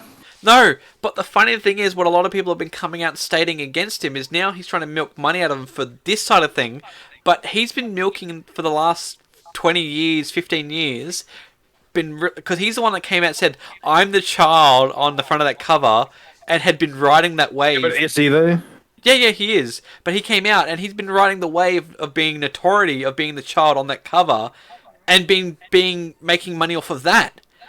But I think what's happening, he's been making money from that. That's starting to peak down, so he's like, well, I better make a petition. It's not even nudity, it's his fucking foot. No, it's his penis. No, it's his foot. No, it's actually his pee-pee. No, it's his foot. I swear. It's a pee-pee. Foot. He's saying foot. It's his toe or something, like his toes. No, it's they've actually had to go through the covers and actually censor it out on some of the newer albums now. They've actually deleted it. They've actually gone over and photoshopped it out. That makes no sense. Where the fuck did his foot go? Because it wasn't his foot. It's actually That's his foot. I swear. No. It's not ever been his foot. It's legit been a little baby pee-pee on the cover this whole time. Well, that's nothing to sue over. Babies are naked all the time in media. That's what I mean. But that's the thing though. That's the funny part now is everyone's just been calling him out, going, he just wants a payout. He just wants a paycheck because. Yeah, that's all it is. Because he's been making money off of the notoriety of being the kid, because no one would have known, no one cared about the child, the baby on the cover, until he come out going, I'm the kid on the cover, and he'd been interviewed for it, and been in different things and articles for it. How did he interviewed? He was a fucking baby, wouldn't even remember doing that. That's exactly the point. That's exactly the thing. And he wouldn't have been talking at that point of No, view. so but he's been out at the age of 20 or whatever, because he's like 30 now or 30 something now. But like, it's like 30 years ago that happened. Like, get over it, dude. and his parents would have You're signed a fucking for it. has-been. His parents would have. Well, that's exactly. His parents would have signed for it, and they would have got a payout for having him on the cover. And then they would have got their little payout, and then he's been milking it the last at least 10 years, 15 years, because he came out saying like, "Yeah, I'm the kid," and writing notoriety. And like I said, no one really cares, but like he got a little bit of fame from it. No one cares. It's just a cover. And that's the thing. He got his 5 seconds of fame, and he got some money out of it. He got a couple of thousands of dollars out of the publicity for it and stuff. Now being an adult, because he came out for it and being, like I said, being interviewed and being in magazines and making merch from it and doing different articles and stuff on it. He'd been making money for it, and now that's read out because his fame from coming out being the kid on the cover, that's now come out. Now he's come around being I'm going to claim the sexual abuse, child harassment, pornographic material on this whole Nothing's thing. gonna happen. Like, Nirvana's not a thing anymore. What would that possibly have left? Well, I mean, still selling albums. It goes directly to a outlet somewhere that. No, it goes to a charity, I think, now. I don't know where it goes, but that's what he's trying to get. He'll want to try and get some money from that because he's mostly running dry on money. Yeah, but a charity. Well, I think it goes to a charity, and you wouldn't want to take money from that. He'll be trying to hit up the studio or something. He's just trying to. He's just trying to get his own pocket studio. Nirvana's not. I mean, a thing for like 30 years. You know what I mean, though? Like, someone still makes money off of these albums being released. Someone still makes money. Publishing's still being done. It'll be fuck all. So, and merch. They're still making money from merch and albums and all that kind of stuff. So, it goes somewhere, and he's just trying to make an extra pocket for himself because he's running low. He'll get nothing. It'll be taking him to court, and it would just be a laughing stock, and he'll be like, "No," because he's been. The fact is, because he's been. If he didn't ride off the wave, and this kind of thing happened, it would have led his way. Because people bring that up, and they'll be all in the evidence, like exactly that he's been milking it already. He's already been milking the fame from it, and it's like why he did nothing for the whole 30 years, and then just went bam. He might have had a leg to stand on, but still not much. But there's all this proof that he's been milking it the whole time. And that's what I thought was a funny story to bring up, because I'm just like, really, dude? Like, you want to go this way now? Yeah, but there's someone else was doing it as well now after he said that. Like, there's been another someone, I'm like, being on the cover of something, and so I don't know. Why now? It's just a trend. It's just a trend to milk money. People just want easy bucks these days. People don't want to work for it.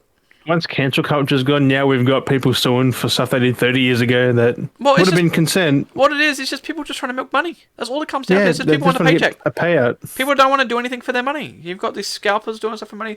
Dude, there's other stuff I'm hearing about now, like, because we do stuff with guinea pigs. We rescue the guinea pigs and stuff. And the amount of times we're dealing with people that are basically just getting guinea pigs and breeding them left, right, and center just for easy money now. It's ridiculous. It's beyond a joke. Like, there's people that are in our group of like people that have guinea pigs, and we've had to help rehome guinea pigs. Like, there's a friend of my partner that had rehome guinea pigs, and someone else has taken them in. Yeah. And now been breeding them, which we thought they were going to go to a nice home. Now they're breeding them and existing from there, like breeding, and making money from them. It's like, why? This doesn't need to be a thing. But because there's a flow of money from it, people want to make easy bucks. But everyone's doing it. It's like, stop fucking doing it. Like, we don't need more guinea pigs in the world. Like, just stop. Especially if they're just going to release them in the wild or kill them. Like, why? What's the point? And that's been a thing too we're dealing with, because we deal with our lethals. We rescue the lethal whites and stuff like that, and we've been hearing different things. We try and help where we can when they pop up as well.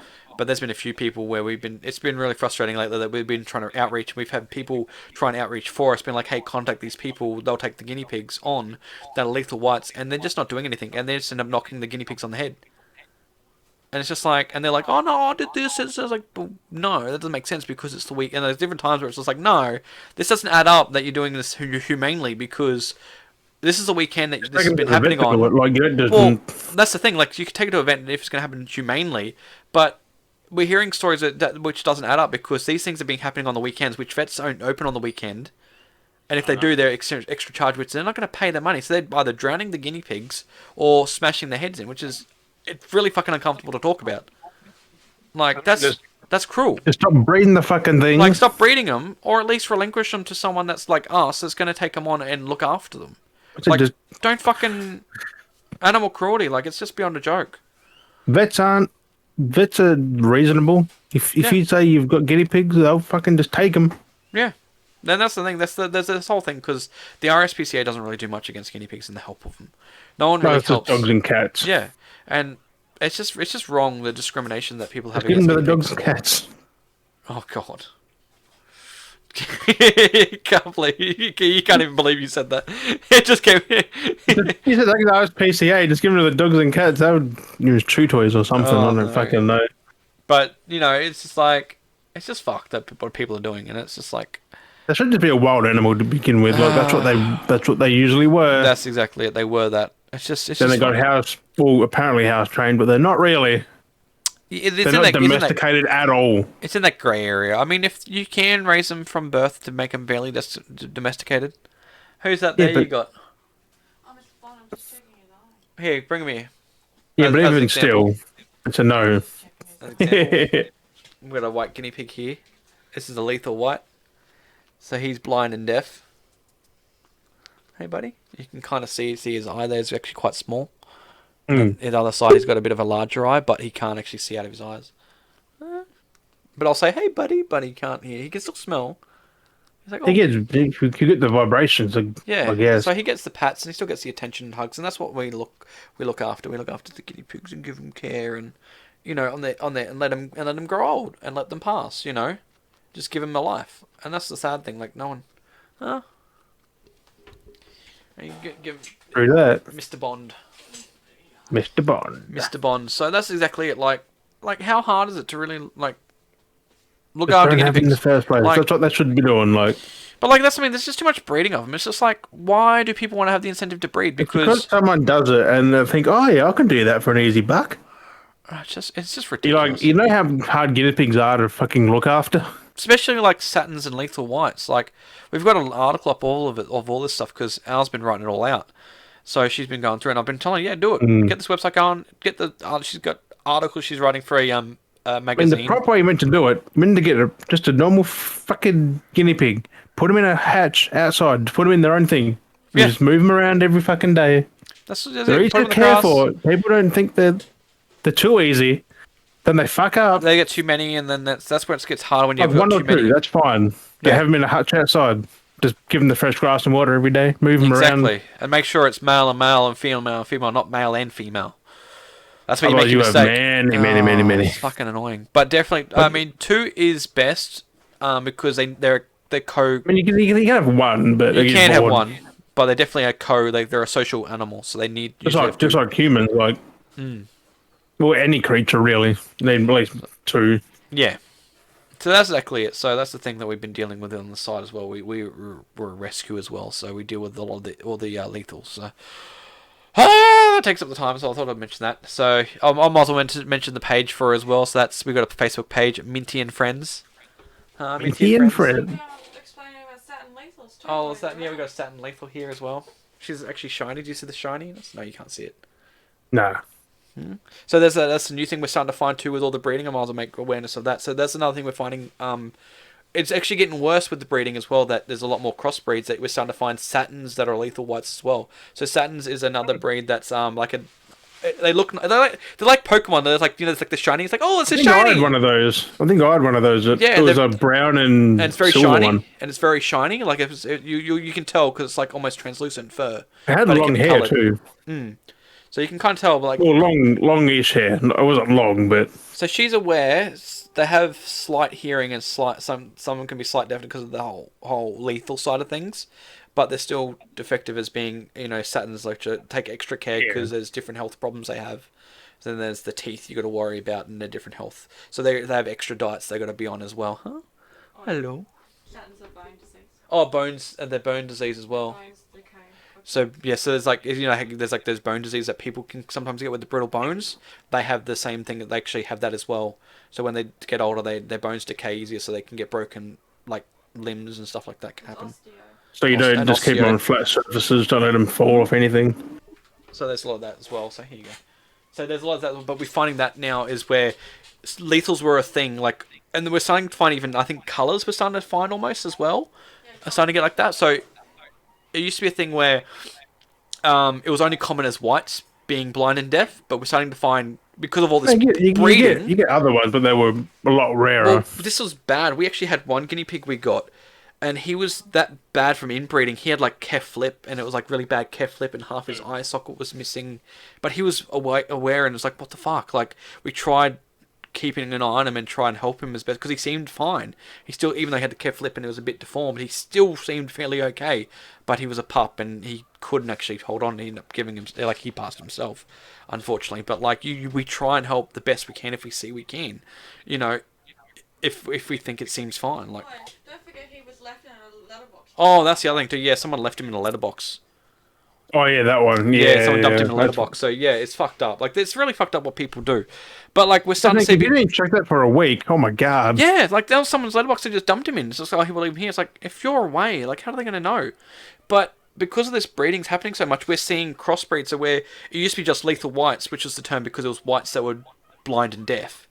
We're starting to see Saturns that are now blind and deaf. We're starting to see coloured guinea pigs that are blind and deaf because all the crossbreeding.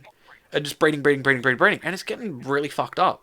So it's just ridiculous. It's just like, wow, like, we're finding it more and more. And just go to a proper pet store and get your fucking guinea pigs. Well, so they're starting to go down a little bit too. We've had mishaps with them a few times where we're like, yeah. But I'm not going to get too further into it. I don't want to get whole segued and really push that too much. But definitely, if you want to know information, if you want to know more information, check out Minty and Friends on Facebook. Somewhere. I'll put that up. Yeah, I'll plug my partner's website. She's got a whole article. She's done all the research, so she's got more better ideas. So you can definitely check that out. I'll put that up and advertise that. I just got segued talking about it. It wasn't even intended to talk about it. I don't know how that came up. No, I can't remember. I was like, I might as well just plug it. I was like, fuck it, I might as well just do it. Plug it for my partner, so she's doing well with it. She does all the work the most. I help on the side where I can, but. Well, yeah, you got the campaign. Well, I said they can check out your page, so check out the page at least on Facebook. So I'll leave the link for all that there. We got the. I don't know how the hell we got the guinea pigs. I can't remember. We got something. We segued to it. I can't remember. My brain's that fucked. But we're talking about because we're talking about money. We're talking about people trying to make quick buck. Oh yeah, but.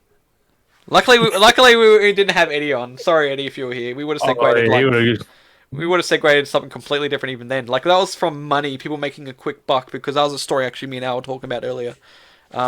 Today and yesterday we've been talking about it again, like people making quick bucks. Oh yeah, that's a fucking thing. It's just happening. Like, people just trying to make easy money. It's like, where's especially all the... now. Yeah. So I'm putting my work in trying to make stuff like that's why I've got, like, I'm happy like the shirts are selling. I don't make much from it, but I'm more of the fact that I'm happy that people are buying my artwork and wearing it. Like, I'm happy that's happening. Like, that's a small buck for me, for my time that I do, but I'm happy that I'm actually starting to have clothes out in the world that it's like, hey, I made that. Like, I'm just happy. Like, and the podcast, it's getting out there and everyone's listening, and who knows what the information may touch and what it may influence. Who knows what could happen. So we're just already starting to see it. So it's happening. It does take time. It's hard work. Like, we're into the second season. We're going to be onto a third season next year. And we're getting closer to it. We're getting closer to it. What are we even going to do? Like, we're just going to keep doing this, and people are loving it, I guess. Like, I'm still loving it. Quick when you think about it. Yeah. Only a couple more months and we're season 3. Ugh. Like, I'm fine. Like, I'm happy just talking, like, just having a conversation and just talking about different topics. Like, I love it either way. I love it either way. Like, who cares? Like, I'm just happy to talk with you and talk with people, and like, crazy. It's great, and it's just it's just one of those things. Yeah. But anyway, I got segued. Yeah. My brain's just on a massive moment. But one day we may have Eddie on here, but who knows? I mean, that'd be a very big one day because we need to get him strapped in with a fucking vest and everything.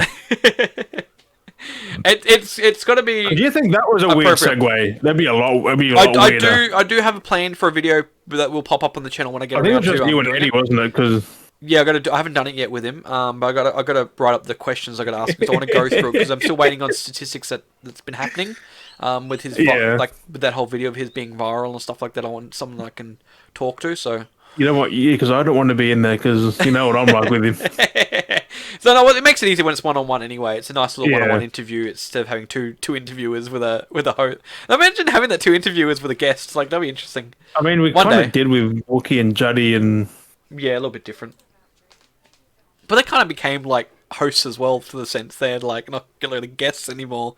They're, like, co-hosts or something. I mean... We're hosts. We're, like, the main hosts. And they're, like, co-hosts. Well, Wookie's definitely a co-host. He's just along for the ride, I think. He just gets chilled, gets drunk. Just straps on, gets ready for the ride. Yeah, Oh, I freaking love it. he loves it. But coming back, I'll try and come back to where I was. Talking about media and stuff like that before we get to the big one I want to talk about.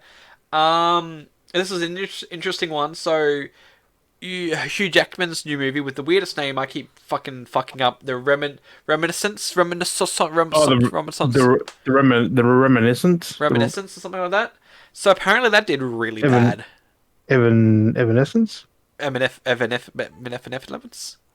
Benevolence. So that apparently did really bad in cinemas. So But why though? apparently Just a bad movie. well, the movie apparently is more. It's like being kind of like that sci-fi twisty kind of stuff, but it orientates more to the older people. Oh, so And us and us older. or maybe older, and it's like the younger, like most people that would be aren't really biting to it. Opinions why it's bad. It's not really I a think bad so. movie. People weren't really like the trailers didn't really inspire people to wanting to go watch it. Like it's not one of those. Like didn't it's draw not people in. Justice League bad or bad or something. I guess so. So it's just bombed on its release. It did really bad. It didn't make its budget back or something. I don't know. It's weird.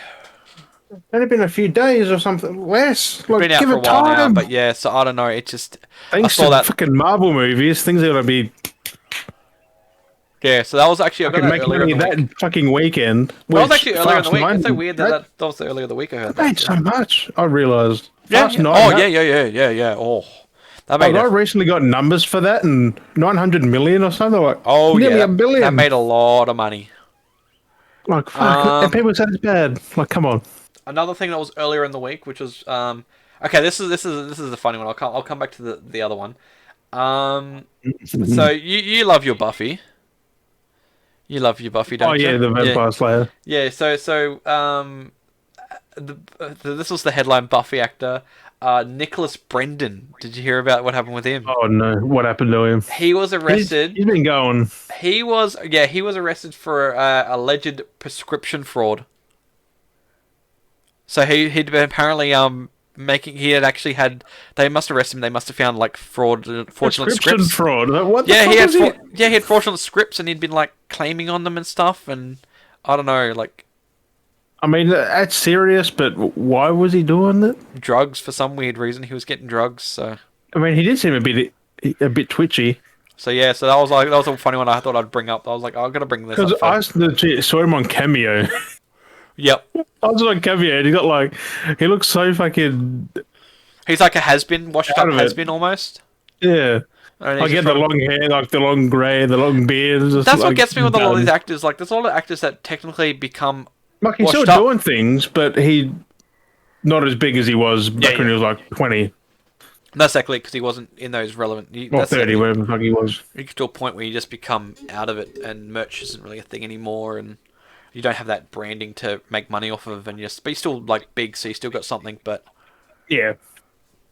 He's still sitting pretty, except for doing that. yeah, which I thought was pretty funny. But there seems to be always something going on. Like Oh, this it's not a extra side serious thing. He just got, Well, he was arrested, so who knows? who knows We'll what's find going out on. But that's eventually. kind of funny. Well, at least, but then that's kind of funny because he gets arrested. Then it's like he's in the headlines again, and he's brought up again. And in any publicity is Yeah. good publicity. So, you know. Maybe that's why he did it. Maybe he did it so Who he couldn't get knows? caught. I don't know. He just wanted a We've bit of seen fun. that before. Wesley. Tax evasion snipes. And then he got put in the Expendables so he got out of fucking prison. So. And look at the other things he's been in. Like he was in Coming to America, and Oh yeah, like there's been other stuff he's in, and yeah, like the new Blade. Come on, put him in there. Put him in there. cameo. Let him pass it down to the new dude. Have him doing something. Have him in there doing something. That'd be cool. Have him as a fucking vampire. He gets killed by him. Like, who cares? Yeah. Just have Blade get I killed know, by I the new know. Blade. But being Snipes though, he's always like that type to be those. He wouldn't. I don't think he would want that. Like the type of role he'd be in, he'd be like, no. Like even though he does funny kind of roles, he seemed like he wasn't coming to he was America. in a comedy recently as well. Can't remember what it was. I just feel like if he was, yeah, he'd be in a weird spot if he was to do passing on Blade or something. That'd be weird. I don't know. I just don't see no one else playing it as good as him. I know that was still good. He still did that really well. Like because he's got the attitude for it. Like he's got Yeah. I don't give a shit. Fuck off. And we haven't seen much from this other guy who's doing. Like I've seen him in other stuff. Like seen his kind Like of work. he's a good actor, but Blade though, It'd be interesting to see him as like they haven't really promoted any stuff of him being Blade. he's not really a badass. So who knows what we're gonna get? Who knows? The other Not funny, me. the other funny thing I wanted to bring up, which is everyone's been talking about, is the Wickles expansion. With the you seen the thing? What's happening with the Wiggles? You haven't seen what's happened with the Wiggles? What, the ad? They've got the Wiggles have 4 new members. 4 new members. Yeah, the Wiggles. They've expanded, so they're now 8 Wiggles. What? Yeah, and they've got a new show, and it's called Fruit Salad.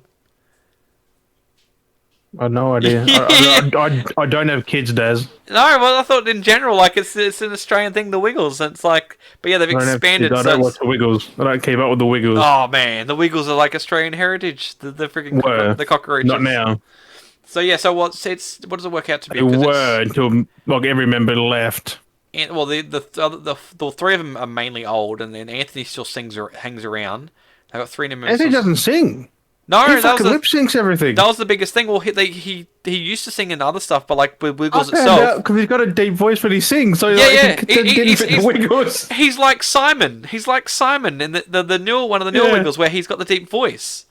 So that's why he never sang, because they needed that light voice, and it was always what was it? What was his name? Greg. Greg. Yeah, it was always Greg's singing no matter what. It was Greg and the others, and then just had Anthony just Yeah, lip sync. doing the guitar, just lip syncing. Yeah. Like, fuck, I didn't know that. Yeah, it was kind of funny. And even when it showed him singing, it was Greg singing, and he would just mouth Greg singing. Like, it's kind of funny. It's like, what? You're not. Because I found out on his Instagram like a few days ago. Yeah, they that- had a lot of interviews popping up. There was a news article bringing it up, and he was lip singing along to one of the songs. They're like, "What, you're singing?" He goes, "Yeah." He goes, "I'm singing it because I never actually got to sing the song." yeah, or the fruit salad one. Yeah. And they're like, "What? You never Yeah. actually sing?" Yeah, no. That was a good way of revealing that. That was kind of funny. But Crazy. yeah, because he does it. Yeah, Oh, what are the other 4 Wiggles? Like, I don't get it. yeah, because you've got like because you've originally got like Oh, I did they know all converge into one thing? Did they? they're trying to be all like the biggest thing they're pushing for was diversity and inclusivity, which is weird, which made no sense because you've just got another bunch of 4 Wiggles, which is no different to what you've already got.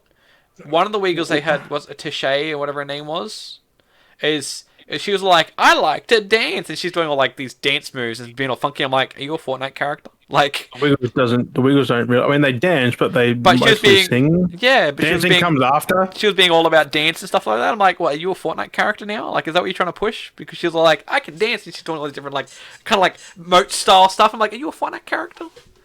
And then it's like, what's his name? Was it John? He was one of the guys from Justice Crew. He's like Another dancer. the main singer from Justice Crew. He's Yeah, like also another or dancer. dancing, whatever it is. Yeah. Like they get. Is it Justice Crew. Is that singing, dancing, or just singing? Was it dance? Justice I Crew? don't I fucking can't know. remember. I think it's just. Alright. I'm blank. So he. There it has been. One of That's one of why those big Australian groups that was on Australia's Got Talent. America's Got Talent. Fuck off, brain. Your brain's fried now, Des. Fucking yeah. Can you they think got about them. him now? And then one of the other ones was I think was it. I can't remember her name, but it's the new Yellow Wiggle, another chick. I think it's the Yellow Wiggle as well. She was from High Five. Oh, for fuck's So it's like, sake. why are you getting all these older people from like stuff they've done stuff before that we already know? Plus, remember when the Wiggles were just dudes? Now it's mostly women. Oh well, they've got actually three new women, and The then songs are meant to be sung so away. there's 4 guys. And Also, so now, I found out they don't sing the old songs anymore. no, there's a lot of new stuff they've made, and then they do a lot of mixes, and then a lot of them are mashups now. I'm not complaining that they're women, but But now you've got 8 Wiggles, have all 4 4 guys. women, or have all 4 men. We've got 8 Wiggles now, 4 guys and 4 girls, so it balances out. But the colours don't match up to make it make sense, because it would have made sense if you had to balance it out, you could have all the colours. So then you've got two Well, what have they yellows. done? Well, you've got the main set. So Emma's a yellow Wiggle. Then with the new set, the guy is a purple Wiggle, like Lockie is. Then you've got the 3 girls, and then it's you technically got 2 girls that are yellow Wiggles and 2 guys that are purple Wiggles. It's like, wouldn't you have wanted to make it so balanced out so then you could have at least had the males as one, I guess, like all the males as all the colours, and then all the females could have been all the colours as well. Like, think about. But they didn't really think it through. They just went. But like the things there, the video on when they did the whole fruit salad interview, But it's like it was just funny how they introduced themselves because like one's like like I said, Tisha's like I dance straight off her moves. I can't remember what John was like. I think it's John. He's like I work out and he's like lifting fake weights. He's like and he's lifting weights. So he's like why? Like okay. And then the other one's like I skateboard. It's just like okay, like what? And I can't remember what the other one was, but it's just like and like. And it's like I can be wiggled. It's like, and I play video games. Like what? It's like what? It makes no sense. Like, and one of them, and then we got old whoever. They're kind of going, I smell crack. Never really danced. Oh, like they do dance. They used to kind of dance. No, they don't do like emo dances. No, you got to watch the trailer, the video for it. After no, fuck that shit. It's friggin' cringy as fuck. That's why I'm not watching it. I'm not. Don't ruin the Wiggles for me. Yeah, because that's also like, but also like made a stab, and I had like a few. I think I sent you the screenshots of the comments when I was commenting about it. Because I was like, why does Anthony need to state that he's Anthony while it says Anthony on his shirt? Because all the Wiggles now have their names on their shirts. They did. Well, oh no, they didn't. Did they? No. No, but like they had their names on their shirts now, so it's almost like jerseys they're wearing. It's like yeah, they have it on the front and the weird. Back. It's like oh my god, and then they're all the same colors. The front and the back. Yeah, so they're all the same, and then they're like the same colors. So there's not like light blue and dark blue or light purple. They're all like the same yellow, same blues. It's like oh, what are they doing? Like if you're going to be inclusive and diverse, like you could have done all the colors of the rainbow. So you could have had pink, you could have had green, you could have had like indigo or something. Like yeah, like done other orange. colors. Like why did it have to be the exact same colors? Like include like if you want to be a fruit salad, I was like.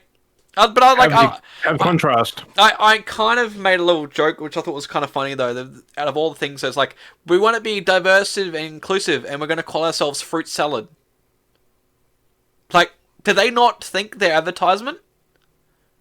Like, do they not think of their advertisement at all? It's like we want to be diverse and inclusive, but we're going to call our show fruit salad. I'm gonna Google that real quick. Like, did you not think how you advertised yourselves? No, they didn't. Probably wasn't even them who thought of that. But apparently it's something like Anthony had brought up though, like that's something that they want to do from the get-go, which makes sense. They want to have a longer existing TV show, like a morning show, because it was like a bit different, like they had segments, there was like music and segments. Not really a show.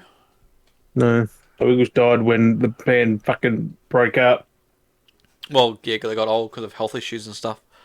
It was struggles because when Greg got that throat cancer. But they've come back every now and then. They've done stuff, but yeah, you're looking it up now. That is fucked up. It's just like, what the fuck is going on? It just confuses me a little bit because I'm like, okay, so they really you keep going on because I know what is coming up. Oh, the big one. Well, you got nothing else to talk about, do you? You got nothing else to talk about? No, I don't. All right, we're gonna leave. We're on to the main event. So this week, this is the main event, ladies and gentlemen. We got the biggest feast for the Resistance, Pizza de la Resistance. The finally got the Spider-Man No Way Home trailer dropped, and by God, it was fucking amazing. They do look like jerseys. You're right, they look like jerseys. So Jim's finally looking at the source photos. So fucking big. Yeah. So Jim's looking at it and he's like, what? So for those who are listening... What's with the V's again, though? What? Yeah, that V pattern. They could have changed the pattern again, made something new. So we're bouncing back and forth. So yes. So the new Spider-Man No Way Home trailer has dropped, and oh my God, it is fucking amazing. And that movie cannot come sooner. I think it's November, isn't it? The release date for that movie? December 17th. December 17th. They pushed it back. It's only in theaters too. Yeah. Only in theaters. I think it was. I think it was going to be November. But select theaters as well. I think they pushed it back because I think it was November originally when they first announced it was going to come out. I think yeah. But they pushed it back to December. Which isn't too bad. It's still not that long away. We're like into September, October, so it's like already September, October, November, December. Like it's going to be here before we know it. It's going to be close to Christmas, the holiday period. Makes sense. But by God, that was a glorious trailer. They revealed a edited CGI. What was his name again? Was it Alfred? What's the actor's name again? I think Alfred. Alfred Molina or something. Molina, yeah. So they showed him. He's back as I I keep forgetting the names. Doctor Ock. Octopus back as Doc Otto. Ock, but they Otto Octavius. So I know that. But yeah, they got him back as a they de-aged him a fair bit because he's meant to be straight after like Spider-Man 2. Like that's where his version came Too from. bad. Like, it's not too far, but you can still tell he's older. Yeah, so that's where it's meant to take place. Is that when he went through like the essence of him going through that portal? Then when he disappeared, But also, it's a through the outside. multiverse, so it has been a bit of time since. Well, that's because, no. What they were saying is the event that happened in 2. It's meant to be straight after that. So when like they've always stuck to that theory. So when he went through that portal thing he made when he got sucked into the water, he kind of got spat back out, and he was very fresh after it. So yeah. So I mean, he was wearing different stuff. So it's meant to be around that same time, though. It's meant to be like. But I don't get though. Parallel. Why? Who? What? Green Goblin. He died. Different universe. He would have survived. So who knows? So Yeah, but different multiverses and that's stuff. the same as Doc Ock. Like, what the fuck is going on? These characters died, but they're back. So we see. Well, it's the same thing. We see Lizard in a shot scene. There's the Lizard. So we're gonna have Lizard in the movie. There's only third Spider-Man, right? Kurt Connor, yeah. He was in I haven't seen Spider-Man 3 he or was 2. in the Amazing Spider-Man. Was it the Amazing Spider-Man? Yeah, the Amazing Spider-Man. Oh, you mean Rex Iphans, the big lizard dude? Yeah, the lizard guy, yeah. Kurt Connors. Yeah, Rex Iphans in it. I don't know. I don't know if it's played by him, but there's a lizard, like the lizard is appearing. He's big guy. Yeah, the big lizard. So I don't know if it's his version or if Those it's his movies are version. shit. But there's a lizard. There's a lizard in it. We see a scene of that in one of the scenes in the background. There's a lizard. There's Doc Ock. There's Green Goblin. We know of so far. Oh, then there's Electro. We see Electro blasting shit everywhere. And there's possibly rumors that there's going to be Sandman, only because a lot of it's coming from because we see a lot of these things happening, and then it's just how. I mean, it could still be the fact that like the lightning's that strong, it's hitting ground and it's making the ground explode. But a lot of people saying because how it's exploding, it doesn't seem like a normal kind of explosion. Some people saying it's Sandman, but we don't know yet. But a lot of it's pushing to the Sinister Six being pushed in this movie, which we had been heard. Sandman is in Sinister Six. Well, that's exactly the Sinister Six rotates all the time. We've been through that before in an early episode when we talked about Spider-Man, with all the different variations. Yeah, I'm guessing he'll be in there because he's a big. He's a big villain, so. But yeah, so who knows exactly what's going on? But they're trying to push the Sinister Six, or at least prepare it. We've seen that with which I don't know when that's coming out now because it's been delayed with the Morbius movie, which had like the Vulture in that next year, I think as well. Like that's been delayed, but like that had all setups for that, and who knows what's going on with that now? We've got like the Venom 2 coming out, but yeah, we definitely see a lot of cameos in this movie. We see everything going on, changes. Yeah, Spider-Man and Venom aren't really related, unfortunately. Not in these universes, but with the parallel, who knows what's going on. But yeah, there's a lot that goes on with the trailers. We see a lot of stuff happening. Yeah, 2022. Might do a cover up on that. I know, and I might do another episode to that video. I don't know, but yeah, there's a lot going on in those trailers. There's like a lot of stuff happening. The movie set there's a lot set going on. So straight after the accusations of him being revealed, the cops are after him. As we've seen in the trailer, like they're onto him. They're like, "Hey, we know you. What's all this stuff? Who are you doing? Why you done this?" You know, basic interrogations. But everyone's not just him. It's blasted. Everyone else is blasted. You know, Ned, MJ, she's under fire, and we've got looks like It's all because of Mysterio. Though, like he faked that so well. His life up completely. He did that plot twist fake real deep, and yeah, it's like a whole massive fuck around. I don't think he's dead either.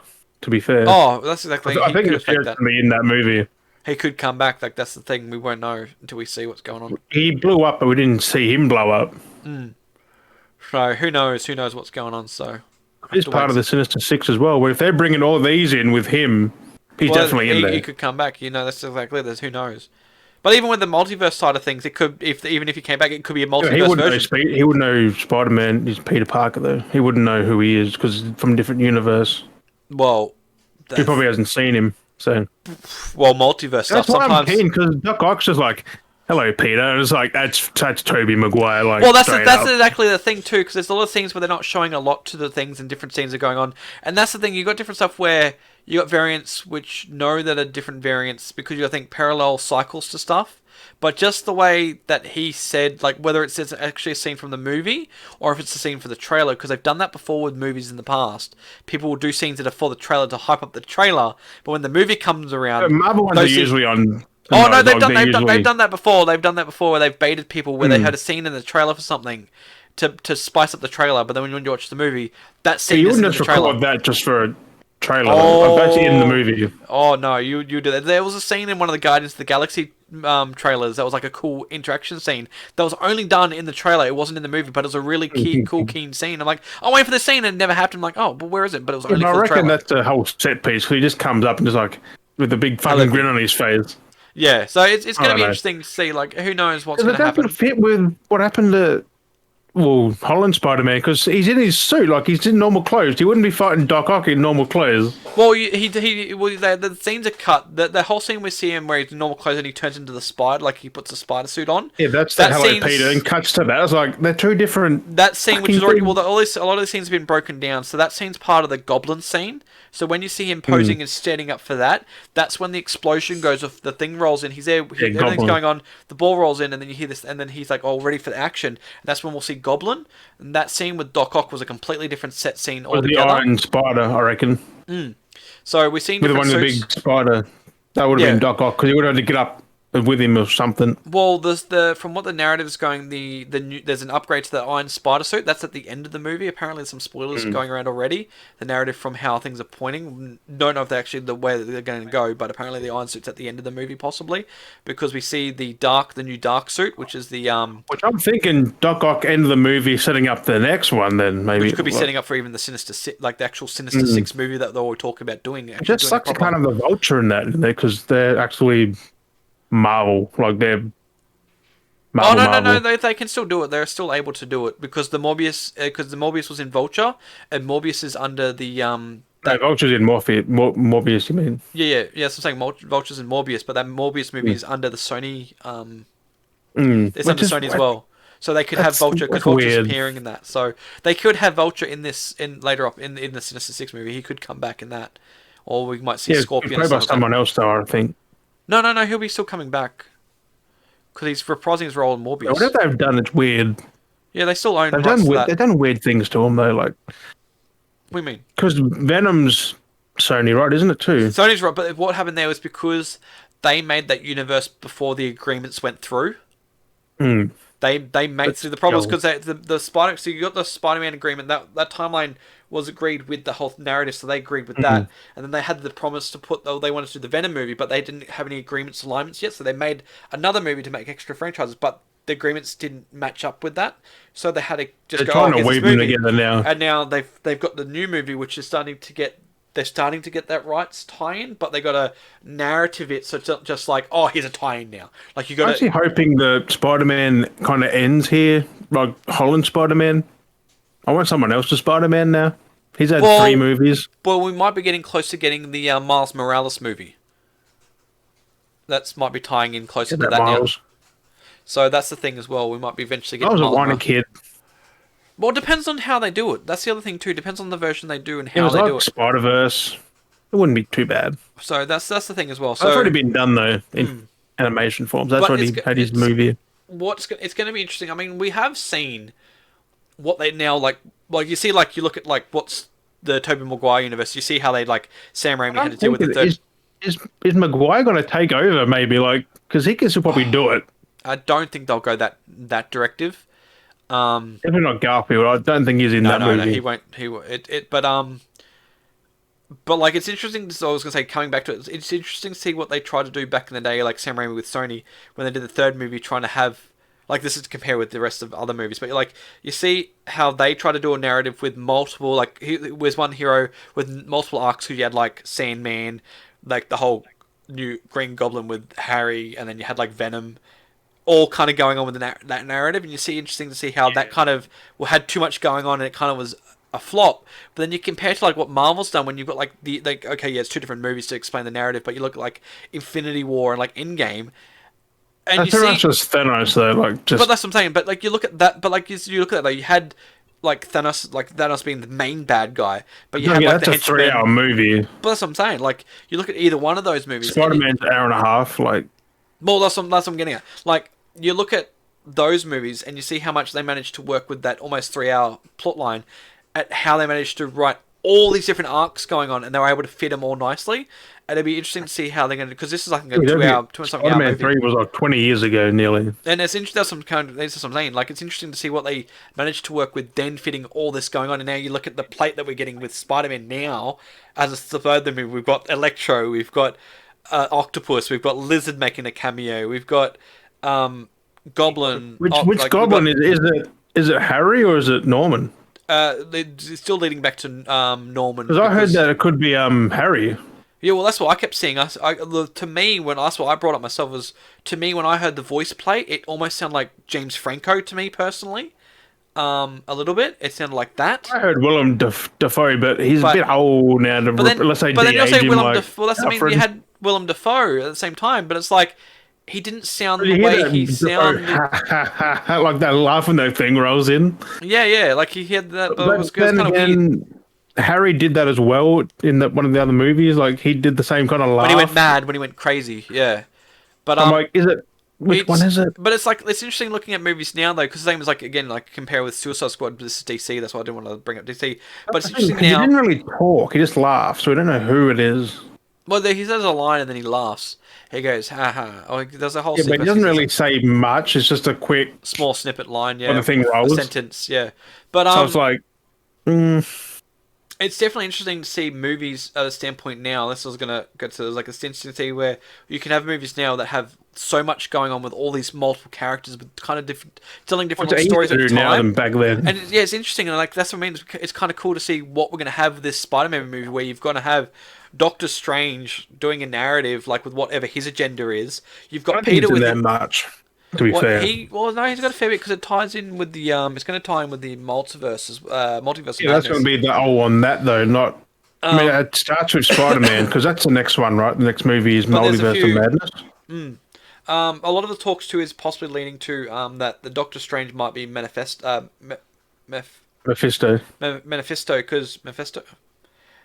Because it's the narrative is very similar to one of the other comic books as well, the Spider-Man comic books. It's just funny hearing him think, it's like, stop talking, shut up, you've ruined this, and then it just goes to shit. It's like, Spider-Man fucked up.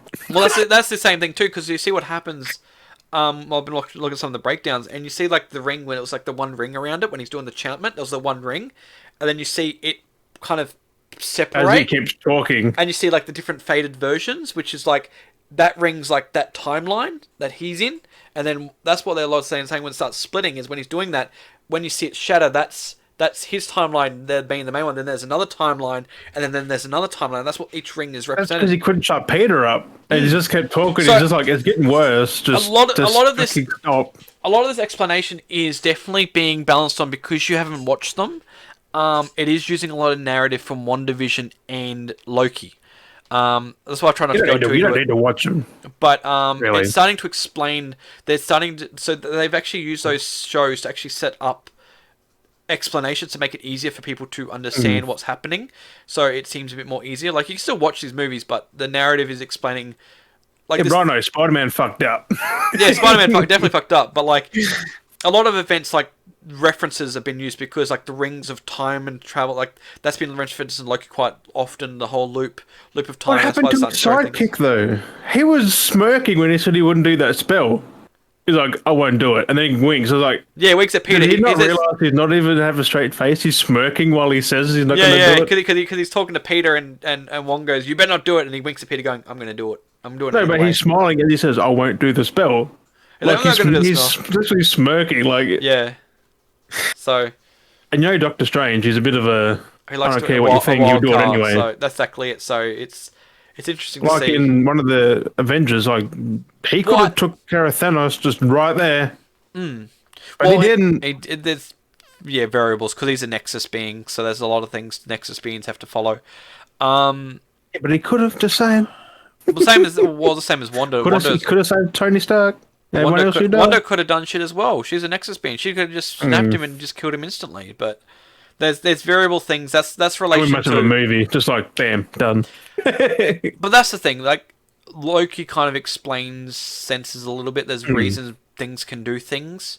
There's reasons to events. Like, I mean, there's always rules. There's rules. That's exactly it. That's like the whole thing with the Watchers and stuff like that. Like, there's things you have to follow That's why Doctor timeline based. Strange is so tame in the movies. Like, he can't really do things he wants to do. Exactly, he Like, has to he follow. didn't want to do that spell, but Like he that's did like anyway. that's like how he shows him like the whole punch and breaking the showing the reality thing in Doctor Strange. Like he does it to Peter, That's weird. It just knocks the dude out. Like, sends him out of his body and just shoots him out of his body to show him the thing. But that's the same sense. Like it's the whole. Shoots him out of his suit. Yeah, like actually knocks the Peter. Well, that's the same. That's the same with like Banner. If you remember when she did it to Banner, she flicked him out of the Hulk. Oh yeah. Flick Banner out of the Hulk, see the Hulk body, and Banner gets flicked out of him. Just like, ugh.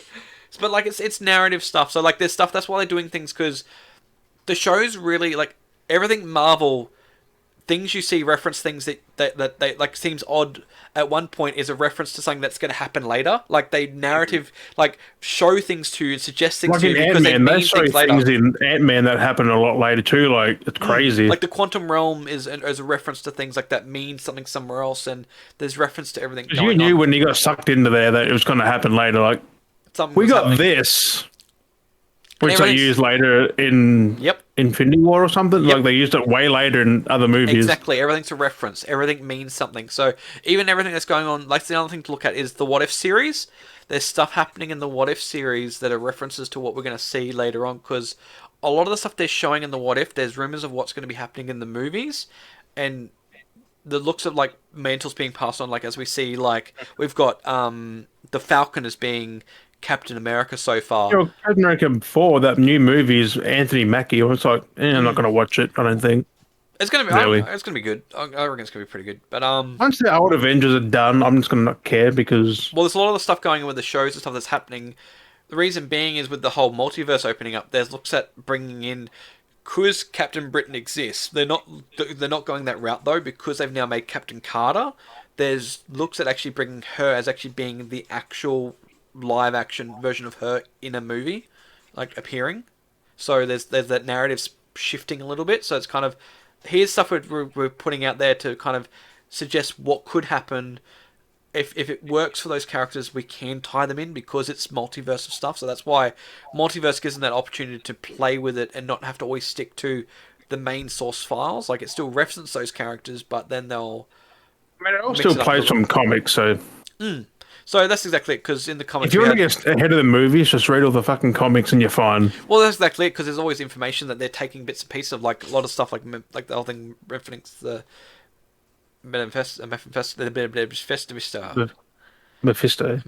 and I say his name fucked up all the time. Manifesto. What? Memphis. I keep saying Manifesto. Memphis. I think I want to say Memphis. Fucking Elvis. Memphis. You got out of Memphis?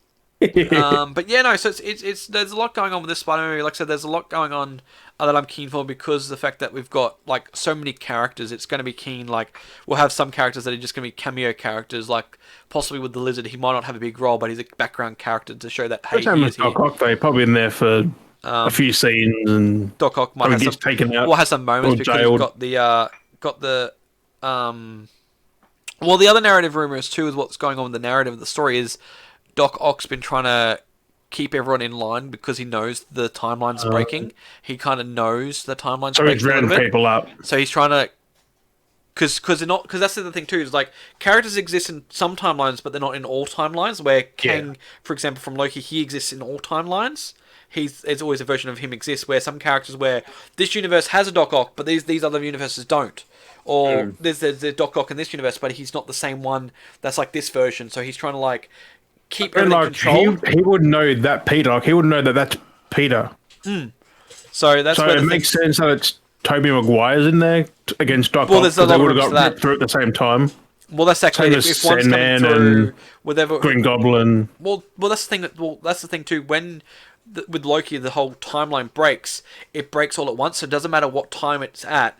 It could be any variant. So that's what I mean. So when time broke, that's the thing. It can be anywhere in time. So it doesn't matter. So mid fight, they just like. So that's what I mean, because like because Doc Ock came through at the point where because it's meant to be Doc Ock after he went through that portal in the end of the second movie when he got sucked into the water and went to the portal. That's basically where he got spat out, and he's kind of lived in this realm for a while. But that's because timeline broke. It can break at any point in time. So he could have appeared at any time realistically. He got sent any time, and then we won't know until we watch it. And Really, then, like, and then you've got like Tobey Maguire's Spider-Man. It could be any version of time that he come through because it's time. Time is not relevant. obviously Doc Ock knows Peter, so it's definitely he in knows, the same. yeah. He knows at that point in time that it's that like a Peter talk point. He's like, "Hello, Peter." Or it's fought him earlier, and he's coming back a little way later in that movie. Like, so the movie sees him later, like just says that. No, we don't. Well, who knows when know that's going to be in anything. the movie? But he definitely for sure goes. He knows a Peter, like he knows It wouldn't be Peter. Tom Holland's or No, Garfield's. it Like, can't. it It has can't to be like he knows Tobey Maguire because he'd be like, okay, that's Spider-Man, that's Peter, but Tom Holland's Peter isn't going to know who he is because he's never had interactions with him. So he'd be like, hey Peter, he'd be like, who are you? Like, but if it's Tobey Maguire's one, he's actually come across him before and has known him as a good guy, becoming a bad guy. He would go, Doc Ock had hey that Peter. familiar, like friendly thing with him. Like, He had the calming, grin and he had the grin, calming, and it was like not maniacal because he kind of got a bit. Well, that's the other thing too. Doc Ock could almost because if you remember that second end of the second he's not movie, really a bad guy. he went crazy from the thing, but he redeemed himself almost at the end of that second movie. He said he isn't really a bad guy. He's because the chip broke, and then he went crazy. He went crazy, but he kind of redeemed himself towards the end, and kind of like, if I kind of remember, yeah, he kind of that's saved the them. same in the game. It's the same kind of plot. He did the like, whole thing, and he's like, "Oh," and he goes, "No, just good, escape. Let me save you guys, and I'll sacrifice myself." At the end, there, he realized at the very end, "Oh crap, what have I done?" And he's like, Yeah. I'll sacrifice myself," and that could be the sense too, where same as the game. so we might even see where the narrative may go. Unless he's bad in this, like they Well, called a bad version. But then how does he know Peter? That's the thing, I don't know. because It's all speculation. But no, I'm saying but even then, common sense makes. I'm thinking logical common sense. Of course they know each other. Like Logic point states they're that from it the would same be point. same universe Peter, so therefore it's Tobey Maguire because we Yeah. haven't seen Tom Holland's Peter come across a Doc Ock, meet a Doc Ock. They've made no mentions that he's come across an Otto Octavius. He hasn't been to college. That's later on down the track. He's still in school, like college school, like not university. Like he hasn't like gotten further, so he hasn't come across that yet. That narrative doesn't exist, so it's gonna be a Tobey Maguire. Like that's the only way, but we don't know. Just Andrew Garfield. I don't reckon he's in it. Like because I think There's rumors. he got but really fired from them Spider-Man movies. there was a lot of stuff going on, but he did kind of redeem himself. There's a lot that goes on with that. There's They bombed so bad. there's a whole thing I go into, but that's hours and hours worth of stuff. If I'm going to go down that, Yeah, I'm not going to go down that. fuck That's I'm that trying I to can wait for the movie. It's only rectify a that. few months away. But We'll but find no, out then. definitely go on the narrative. What I would not want to know, what I want to find out, which I don't know yet. I can't pick up from logic sense being looking how narratives would go. I don't know if he's going to be good or bad because he could still turn bad.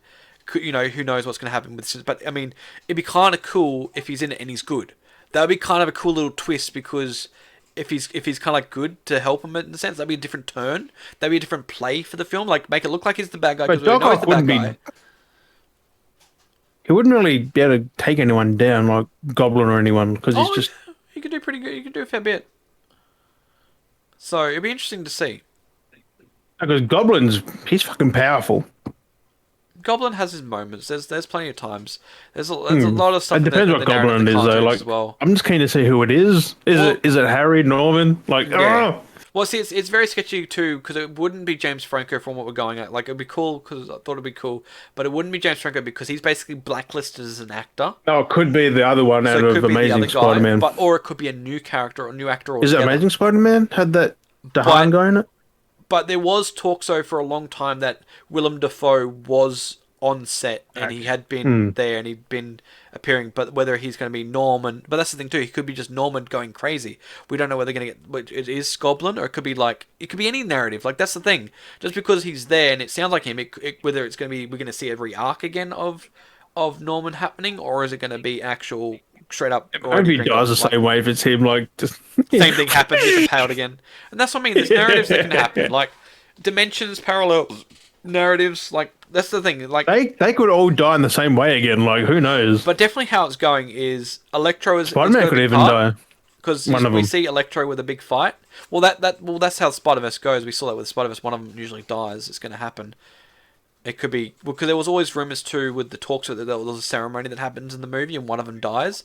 There's talks that it might have been Tobey's Spider-Man that might have died because apparently All right, he's way. because he's older. He's He's more experienced though than Tom Holland. No, but Spider-Man. that happens in the narrative. It's the mature older one that ends up dying. It always happens in the narrative. I hope they change that. But they both live or something, or they both die. But there's a lot of scenes too in a lot of the scenes that they've been broken down as well. I'll bring up so people can look at those if you're listening. You want to check them out. There's a few videos on YouTube. Old mate was Miles. Like they got the big guy as the next Spider-Man. Who? Peter's friend. What's his name? Oh, Ned. Huh? Ned. Yeah, it'd be funny if Ned's like the next fucking Spider-Man. I'm calling that right now. Call that. You can have because isn't Tom Holland? He hasn't got powers. His webs aren't real. No, they've never been real. Tobey Maguire's are. Yeah, that was their own narrative made up, but it's never been real. It's always been a web shooter. Yeah, that's just him though. That was just the narrative they changed, but it's always been a web shooter. But it's like his were real, but then it'd be like, wow, those things are real. Like, yeah, man. Like, yeah, that's an actual side effect though. He had that was a different narrative, which I kind of like that though. But no, it's always been web shooters. Always been web shooters. It's like he is pretty much the strongest one then because he's genetically altered when no one else is. Yeah, there's different. Yeah, but either way, at that point, like Spider-Man's the strongest hero out of all of them. Realistically, doesn't matter which one it is. Spider-Man's realistically the strongest out of all heroes. Like in general, like yeah, that's like that scene. That scene you see him handcuffed. Not than gods, Jesus. Oh, he's pretty strong. Like that scene though. Thor could take Spidey down like that. Oh, dude, you need to look up the narrative with Spider-Man. So that's like when he's at that scene where he's there handcuffed. He could have just flexed and broken that out. Like that like, there's stuff empowered. Like you know, where he's sitting there at the table. Spider-Man, like I don't know if that Tom Holland's Spider-Man's that powerful, but Spider-Man, Spider-Man as general from the comics, like.